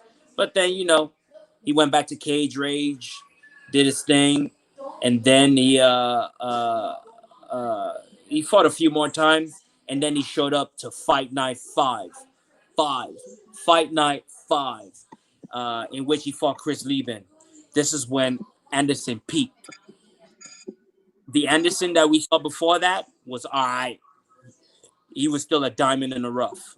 But then when he came to the UFC and he stepped in there with Chris Lieben in 2006. By the way, his career began in 1998. How many of you were born in 1998? So Yeah. he started off in the UFC fighting Chris Lieben, took him out. Immediately, they give him the champion, Rich Franklin, because the way he beat Chris Lieben was so dominant and so shocking that they just gave him the champion right away. And he ran right through the champion in the first round, destroyed him with beautiful, beautiful Muay Thai, elbows and knees. Rich Franklin, up until that point, had never seen knee attack, the Thai clinch, being utilized in such a way. He annihilated Rich Franklin, KO'd him in the first round, and became champion. And he never relinquished it. And then he fought Travis Luta, whom we spoke about today. Destroyed Travis Luta in the first round. He fought Rich Franklin again, took him out again with those knees. He fought Dan Henderson. Dan Henderson, the H-bomb, finished him off with the rear naked choke in the second round. James Irvin, the Sandman, took him out. Patrick Cote. Patrick Cote tried to play a little, come over here and do jiu-jitsu. Come do jiu-jitsu. Nah, Anderson's like, nah, I don't play that nonsense. Come up here and fight me where I can whoop your ass. He beat Anderson. Anderson whooped him again. Talia Lietis or whatever beat him. Yeah. Forrest Griffin. Yeah, you saw what he did to Forrest Griffin. You saw Yeah. what he did to Forrest Griffin. Beautiful destruction. It was he spoke about that. He said he had been watching Muhammad Ali for days, and then when he got in there against Forrest Griffin, that's why you saw all that all that beautiful movement that you saw. He had been downloading Muhammad Ali moves, and boy did he show. Boy did he show. And then he went in there against Damian Maya, arguably the best grappler to ever set foot into the UFC. He did not play Damian Maya's games. He did not go to the ground, and he did whatever he had to do to win the match. He won by unanimous decision. And then the thing with Chael Sonnen arose, They did the Chael Sonnen thing, and Chael talked a lot of smack. And Chael was winning that fight. Chael was winning up until the 2 minutes left in the match. Chael had won 23 minutes of the entire fight, and then ended up losing, in the fifth round. But then Vitor Belfort, beautiful front head kick to the face. We've never seen a kick like that before. You know what I mean? After everyone saw that, everyone started throwing front kicks to the face now. You know what I mean? The man has been doing it for years. Then he came back again. He fought Yushin Okami. He had fought Yushin Okami in the past. He delivered an illegal knee to Yushin Okami. Now this was the makeup match. He destroyed Okami, knocking him out in the second round. Then he fought Chael Sonnen again. But this time, he dispatched of Chael Sonnen really, really quick in the first round. Then he fought Stefan Bonner, destroyed Stefan Bonner, and then now we're talking 2012. You know what I mean? He came in 2006. Now we're talking 2012, right?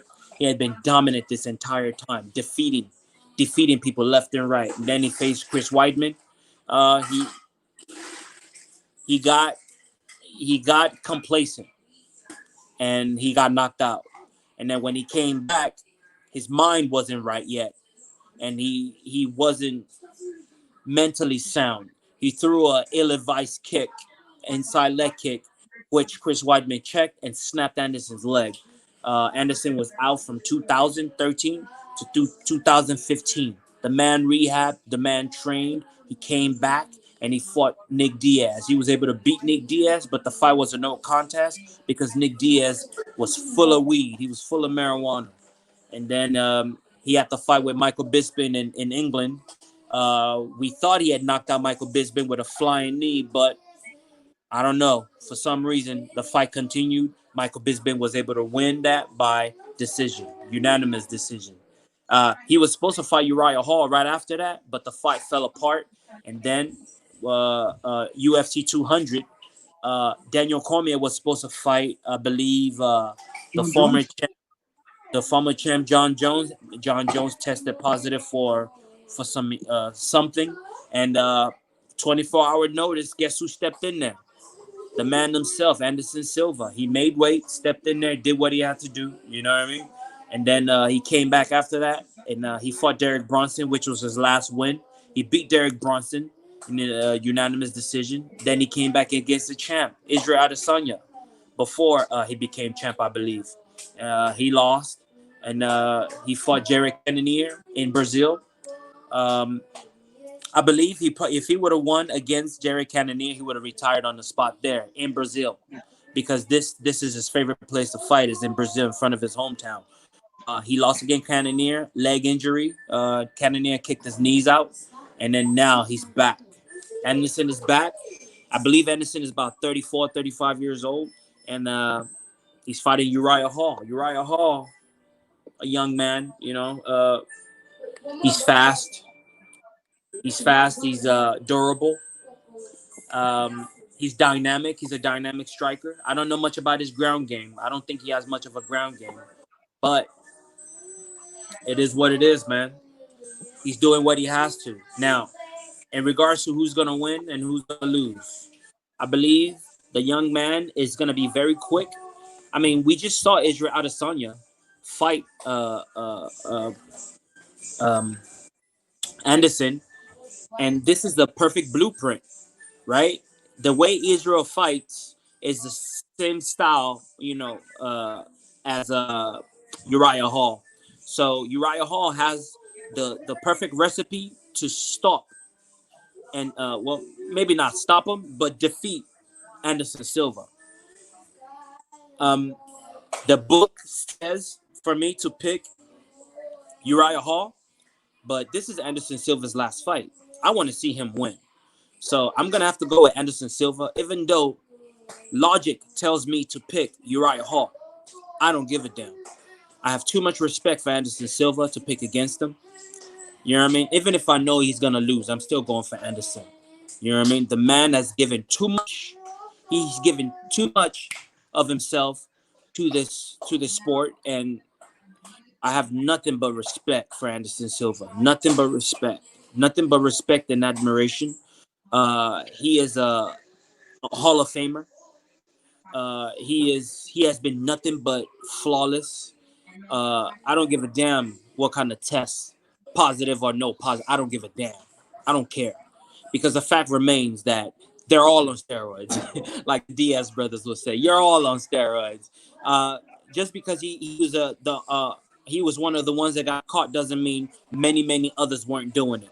Many people are doing this. It is a fact. This is why George St. Pierre retired the first time. He was tired of fighting a bunch of people who are loaded to the gills. The last guy he fought, loaded to the gills. Johnny Hendricks, loaded to the Yeah. gills. I mean, when USADA came in and cleaned up the sport, what happened to Johnny Hendricks? Well, what happened to all them knockouts that he used to have? You know what I'm saying? All that went away. So, but Anderson came back. He came back and he still won. He still won. So don't tell me that he was winning because of nah, homie. He wasn't winning because of enhancement or whatever performance enhancer. He had the skills to start with. He's always had the skills. You got to put in work to have that kind of skills. And for someone like a Michael Bisping to look down upon him and try and disregard all the hard work that he's put on, get out of here, man. Get out of here. I don't care what you're talking about. You know what I mean? It's just your opinion. I don't give a damn what your opinion is. For for people to say something about John Jones, oh, he tested positive, so he doesn't count in a pound for pound ranking. Get the hell out of here. I mean, when you look at the people who are doing the talking, they're usually people that he's already smashed. So obviously they're harboring feelings against John Jones.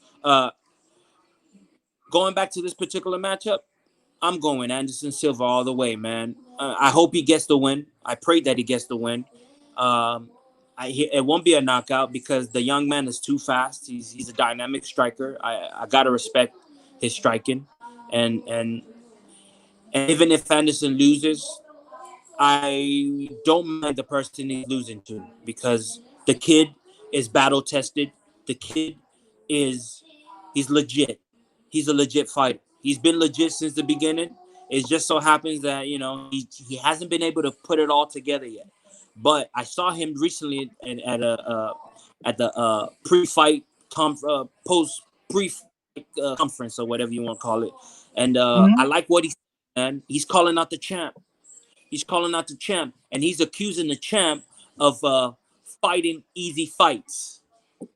Now, I don't know about easy fights. I mean, if you're calling the top five easy fights, then what does that say about you in number 11? If those guys in the top five are easy fights, Paulo Costa was the number one contender. You know Yeah. what I mean? The guy that he beat before that was the champ. You know what I'm saying? So Yeah. I don't know. Beating those guys are easy fights. I don't know. I don't know where. If you're talking smack to get a fight, then I like it. I like it. You know what I mean? But to call those guys easy fights, I don't know. But the young man, he's battle tested. He's a dynamic striker, and we are going to witness, just like we saw with Israel Adesanya, dynamic striking at the peak. We're going to see something that rivals that again. It might not reach the same level as Anderson and Israel, but it's going to be on the same level. It's going to be beautiful striking. I don't see any takedowns in this particular matchup, and I like the fact that it's going to be 5 rounds. I love it. I love it. It's going to be 5 rounds, and it's going to be Anderson at his best because Anderson's going to want to leave on top. You know what I mean? Even in a loss, you were going to be satisfied with his performance. So I'm going with Anderson Silva to win this one by unanimous split decision. Let's go split. I'll give him split. You give split? Okay.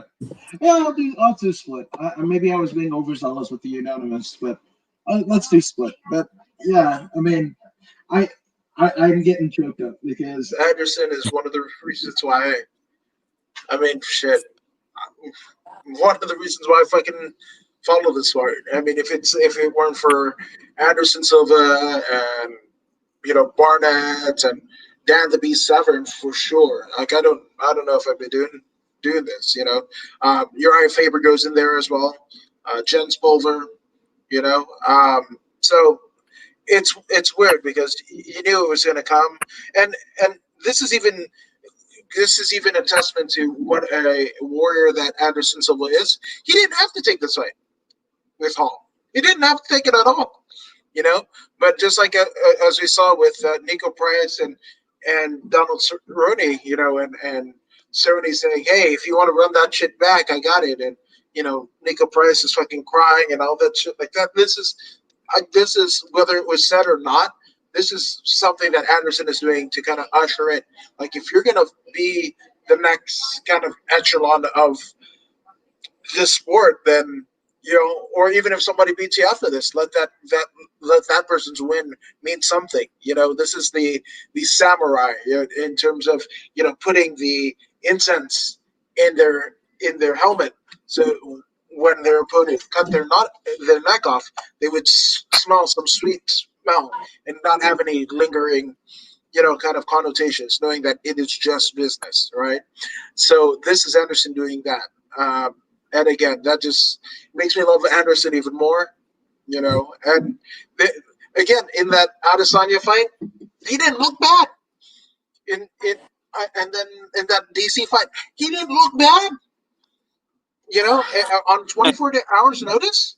Imagine if yeah, he had a full fight camp. yeah, Good believe lord! it or not, believe it or not, we are still talking about Anderson Silva, the Spider Man. At He is 45, still, oh yeah, he is still very, very dangerous, and he is still a real threat. If Uriah Hall goes in there thinking, "Oh, this guy's an old man," he's gonna get knocked out clean, clean. But I can guarantee you, Uriah Hall is not.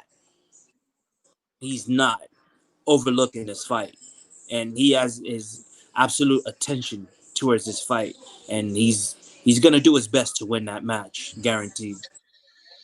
yeah, man. I'm excited, but and it's weird because we're calling Yarhol kind of the younger man, but I mean theoretically speaking, he's 36, right? So you know this. I mean, if it's a passing of the torch of it, I don't think that this is it. I mean, if there was a passing of a torch, theoretically speaking, it's actually should Uriah win, he has a win over Anderson Silva, and the next person he beats, that might be the passing of the torch. The person that beats him, he's essentially the Iron Sheik, right? He's the one to kind of if Anderson Silva is the title, right? Then he's the transition. And I'm not saying that to say like to see that Uriah Hall is the next big thing. Again, he's had 10 years to kind of prove it to us. I mean, he was on the Ultimate Fighter way back in Jesus. I mean, 2012. So 8 years, 8 years. That he's been in spotlight, and he's kind of had up and down kind of things, right? And again, he has empathy. He has empathy. And Anderson Silva, once everything. I mean, he's one of the nicest people that I know my friends talk about and all that stuff and people that are around him. But he has that killer instinct. He does. He absolutely does. Uriah Hall doesn't have that, and I think that is going to be the deciding factor. Yeah, yeah. Even though Anderson Silva is a martial artist, I believe he became a martial artist later. I mean, coming from Brazil, man, people are hungry. People are hungry. He went in there to fight for money. He was a pugilist. He fought for money, and in his evolution, he became a martial artist. And then he fell into the martial arts, the martial arts way of thinking. But Uriah Hall, I believe he grew up in New York and he studied karate, and he started his career as a martial artist. So when you say he's got empathy, I understand what you mean because I feel the same thing. I it got to a point where I couldn't hit people for sport anymore.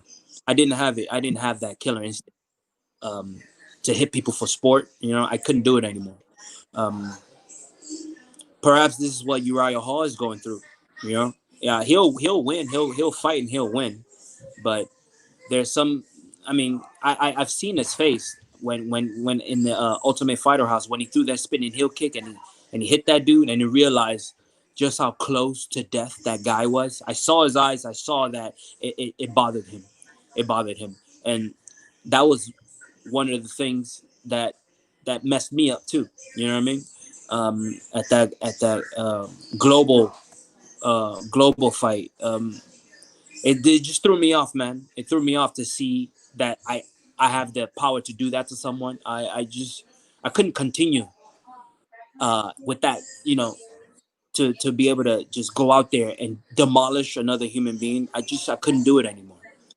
I couldn't do it anymore, and it affected my performance in my next two bouts after that. But it is what it is. Um, would I ever compete again? If the opportunity arises, I believe I'll do it again, because it's not the fight that I like; it's the process. It's signing that contract and knowing from the date of this contract, 6 weeks later, I'm gonna be getting in there. You know what I mean? But I need to lose 15 pounds or 20 pounds or whatever. I gotta shrink down. I gotta shred up. I gotta run and I gotta do. That's what I find uh, uh, enticing. It's the process.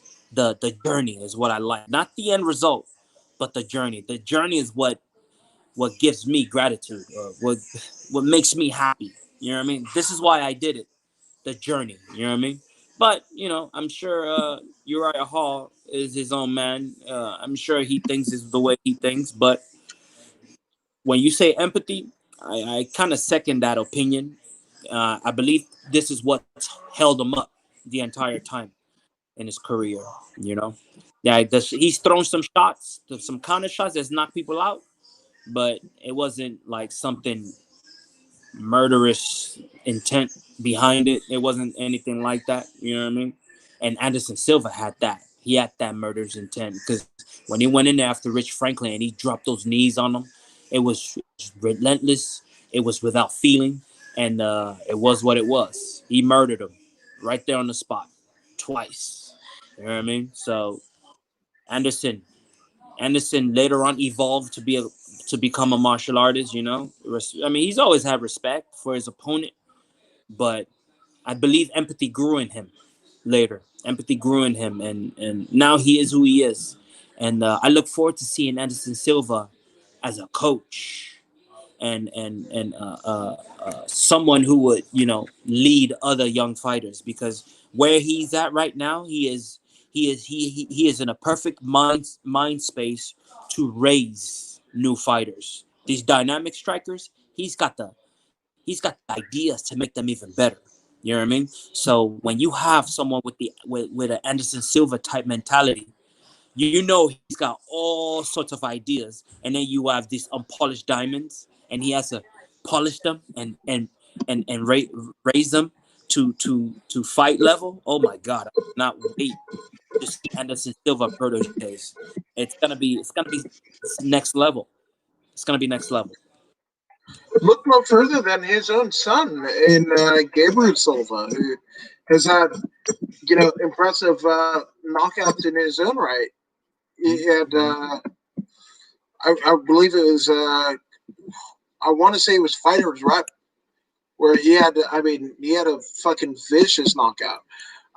So I mean, the next Anderson Silva could be his son in Gabriel. A very bright prospect, and then obviously the Spider Muay Thai Academy is in Torrance. So yeah, I mean he's firmly entrenched. And again, if not for Anderson Silva and Lyoto Machida, we wouldn't have Black House MMA. Ed Suarez essentially gifted that facility, which ended up becoming two facilities, Redondo and Torrance, to train and utilize, um, one Lyoto Machida and Anderson Silva. So, and look, everything. I mean, we've got friends there. We've got Albert Morales. We've got Blake Troop. We've got, uh, I mean, Vince the Anomaly Cachero. Oh, I mean, going into battle tomorrow is returning LFA strawweight champion and Vanessa Demopoulos, Little Monster. She's out of Black House as well. There's so many. Daniel Arpahorn. I mean, my goodness, And again, that was as a gift. That yeah, was Ed Suarez's gift to Anderson and Tommy. Lyoto. Tommy Aaron. Fuck yeah, Tommy Aaron. Hell yeah, And yeah, so I mean, for the impact that Anderson Silva has left is immeasurable, and I don't think that. I mean, we'll probably use the better part of Sunday's show to kind of really encompass it. But again, what Anderson Silva has meant for us, for the sport, for us locally, us globally. I mean, yes, the PED and whatever, but this is a guy who, same wife, it's almost like Jay Leno, almost like, like came into town, the same wife. kids aplenty. Is a superstar in Brazil, and I mean, no real scandal. That is somebody that nobody's had a bad Anderson Silva story, either up close and personal or on the screen. So again, to be 45 years of age and to have a decade, 2 decade long career, that's saying something. And again, they will never, regardless of the outcome on Saturday, they will never be another Anderson Silva. And for that, I thank you, Anderson. Yeah, yeah. Anderson, you are one of a kind. You know what I mean? You are one of a kind, and you are that thing that they call an outlier. You're an outlier. You're out there by yourself, man. And I'm gonna miss you, man. I'm gonna miss you. Um, it's been an amazing run. Back to the days of Pride. At first, I was introduced to Anderson in Pride, and it's been nothing but greatness. Even back then, he hadn't peaked yet. He was good. You could see what was coming. He hadn't quite put it together yet until he came to the UFC. That's when he blew up. But yeah, man, Anderson, man, shout out, man, shout out, and nothing but respect, nothing but respect. Um, you know what I'm saying? Yeah, that's it. And I mean, again, the greatest of all time, and the go that argument gets passed on. Every time somebody wins, everybody, it's something. It's a tagline for most people to talk about and talking point and an argumentative point or whatever. But here's the true and blue fucking the name of the game. This is the absolute truth. Anderson Silva is the greatest middleweight fighter of all time, bar I none. agree. There's I agree. there's Oh, and there's not. by the way, earlier you spoke about passing the torch. I'm afraid Anderson Silva doesn't have another torch to pass because that torch was passed to Israel Adesanya, the Yep, only person, the only person with enough firepower to carry on the mantle of Anderson Silva this is is Ronaldo son. Yep, straight up. There's no one else can think like Anderson. The boy downloaded Anderson Silva. He grew up watching Anderson Silva, and he downloaded all his moves. If you go back and you watch that fight, you'll see him ducking and rolling before the shots get there because he's already seen those combinations before.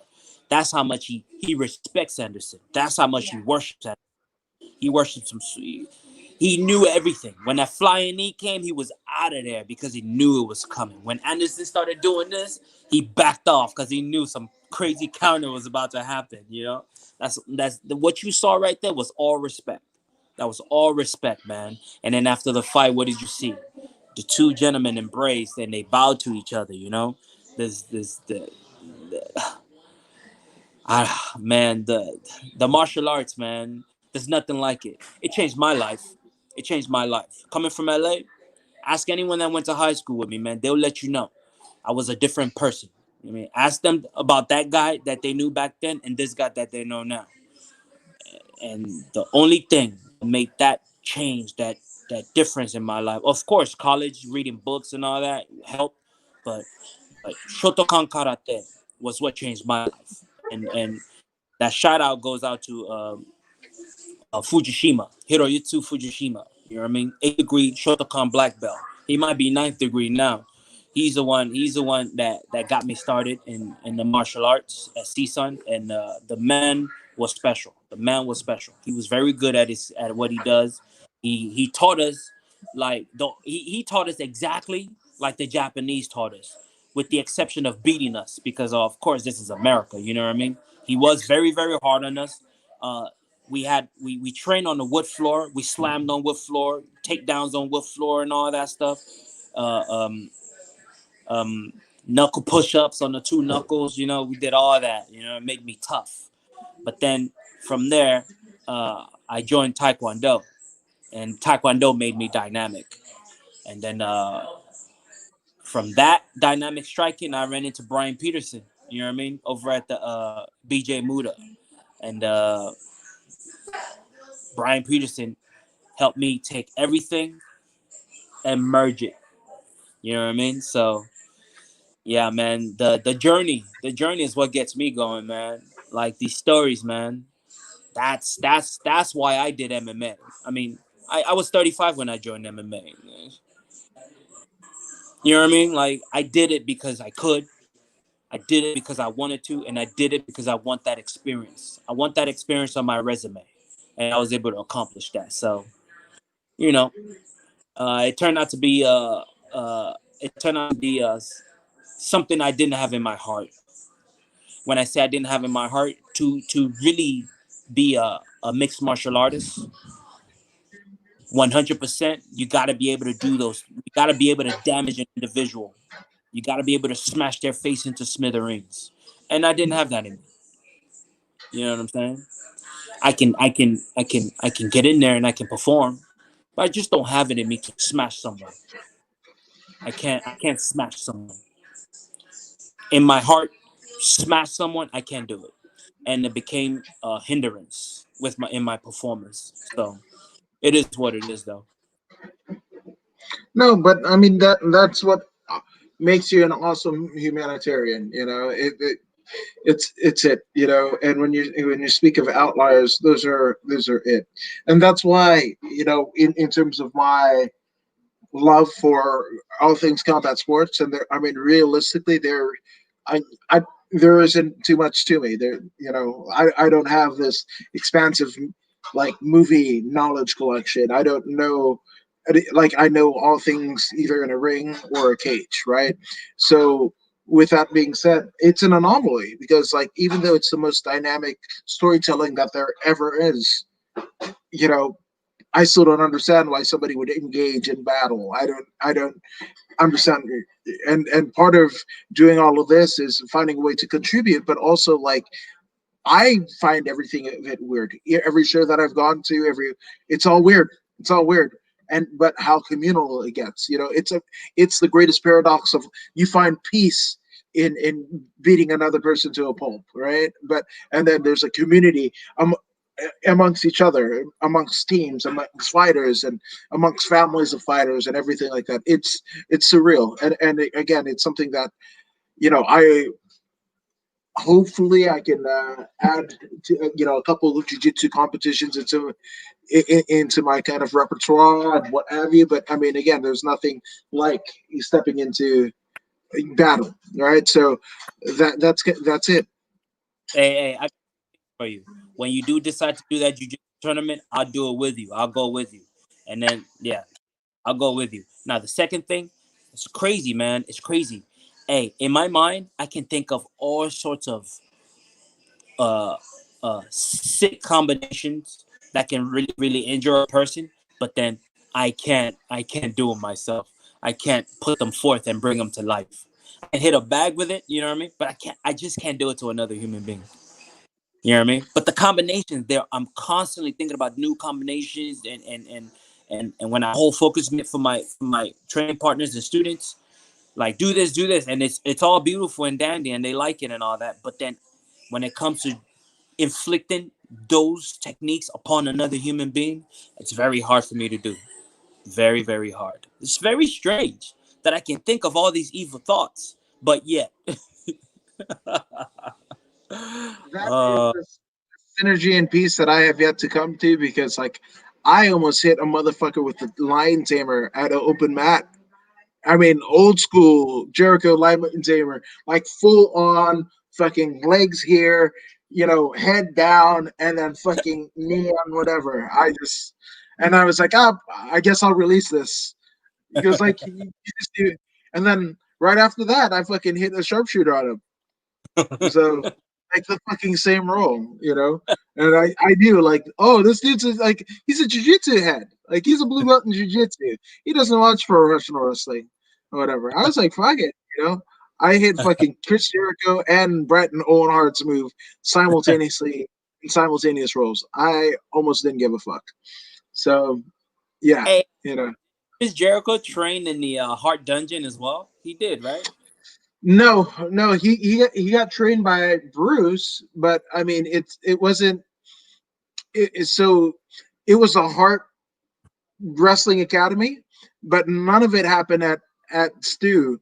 Basically, it was like in Okotok, like somewhere in like Calgary or whatever the fuck. And Jericho details it in his book, but like it was like him, Lance Storm, Lenny St. Clark, who is now, or he was always Dr. Luther, or but he's reprised that Dr. Luther gimmick in AEW. But yeah, he never actually did the dungeon deal. He was trained by Bruce Hart, but trained by Bruce Hart was this like Bruce Hart came like 2 times a month to collect dues, you know, and took it back, and that was it. But Bruce was far beyond an age where he could. I mean, we're talking 90. This is probably about a year or two after Bruce was in the WWF doing that Survivor Series tag match with Jerry Lawler and Brett and Owen and Keith, and Owen pushing Brett off of the, or accidentally hitting Brett off the railing, Brett injuring himself, and the kick your leg out of your leg, that gimmick. That was that. But so this was like 94, 95 where Jericho enters. But fuck, I mean, that's even crazy. Like 20, Jericho started training in fucking 94, 95. He was in WCW by 97. And that motherfucker's still doing it at 53 years old. That's crazy. It's fucking Hey, nuts. hey, hey, when Jericho first came out, he'll on his walk to the ring, he'll go to the fans and he'll The go over to fans, the yeah, yeah, I used who the hell is this guy? yeah. With that shit ass version of fucking Journey as a theme song. Diamond Dallas Page had a shit version of Smells Like Teen Spirit, and Jericho had I think it was like Only the Young. Yeah, Only the Young. It was a shit version of that. But yeah, it was Oh, WCW. but by the way, Randy Orton is champion again, 14-time champion.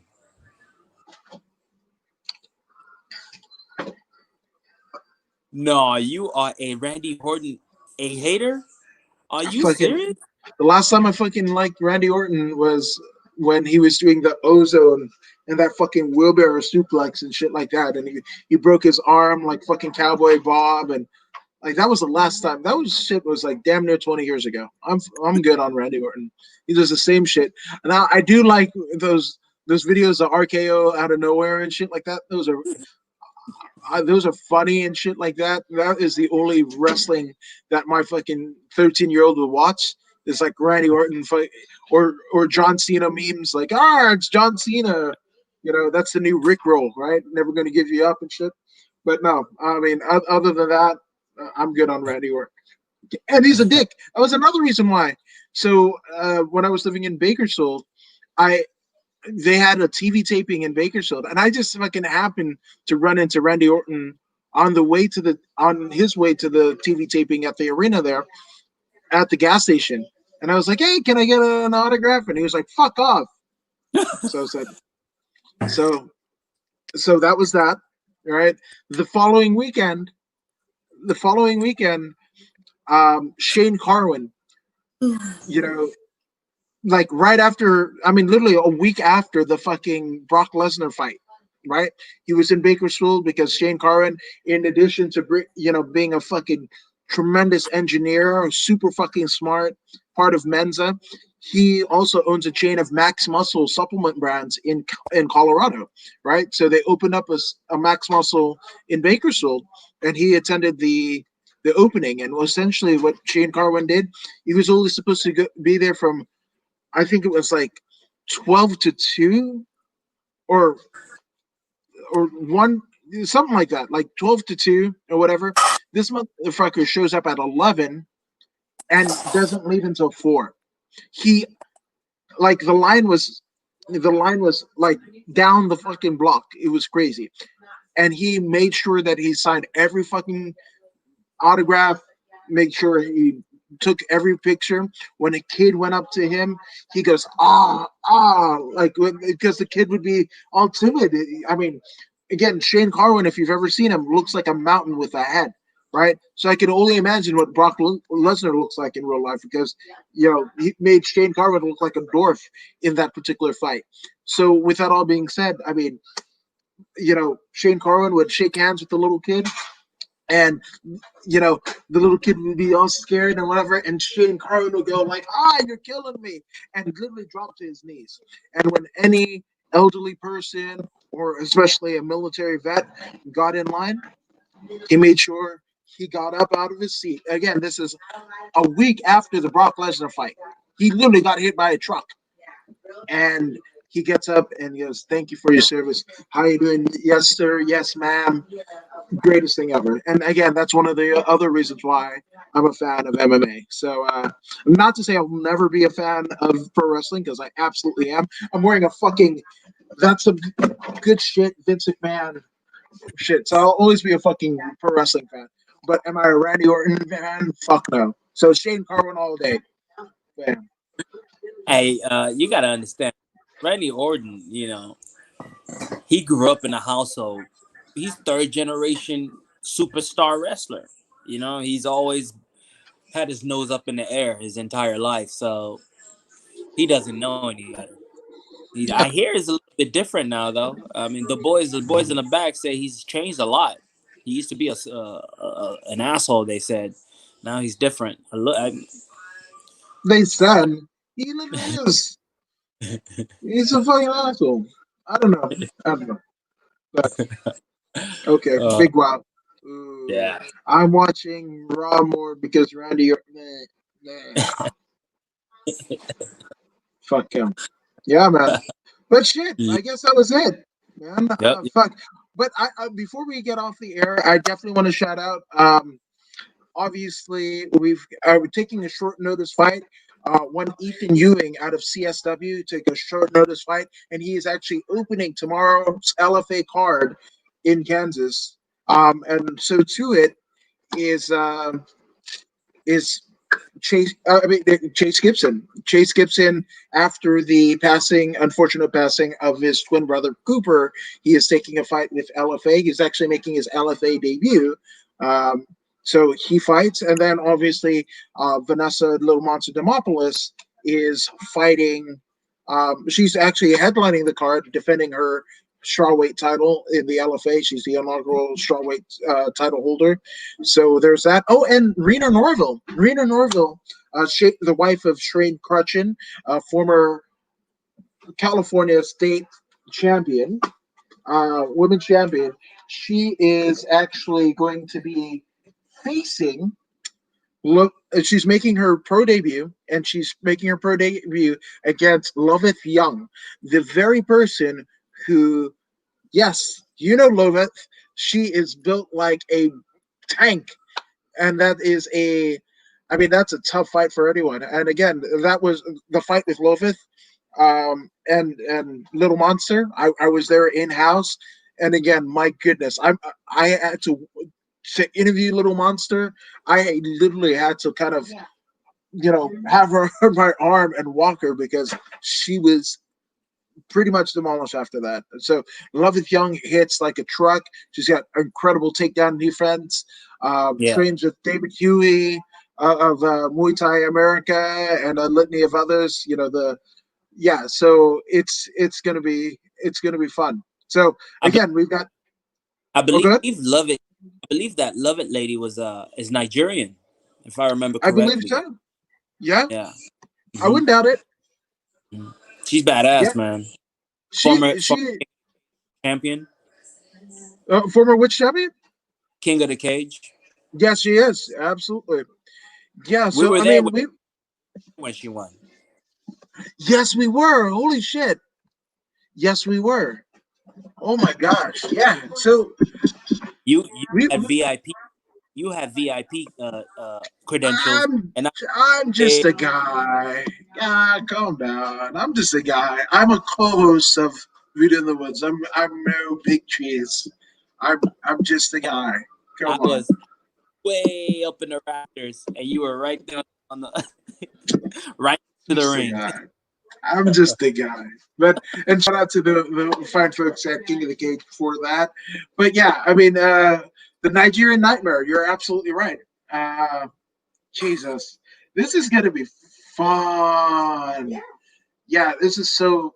Yeah, so and one would even say the reason why Vanessa Demopoulos got that title fight against Sam Hughes. Obviously, they fought on the same card. Sam Hughes was, I think, co-main event of that deal, and then right before it was Loveth and Vanessa Demopoulos. But Jesus, I mean, good lord. Yeah, Team Nubians. It's Team Nubians, and then David Huey at Muay Thai America is where Lovett Love it. trained. So yeah, this is that could be a fight of the night right there. Good lord.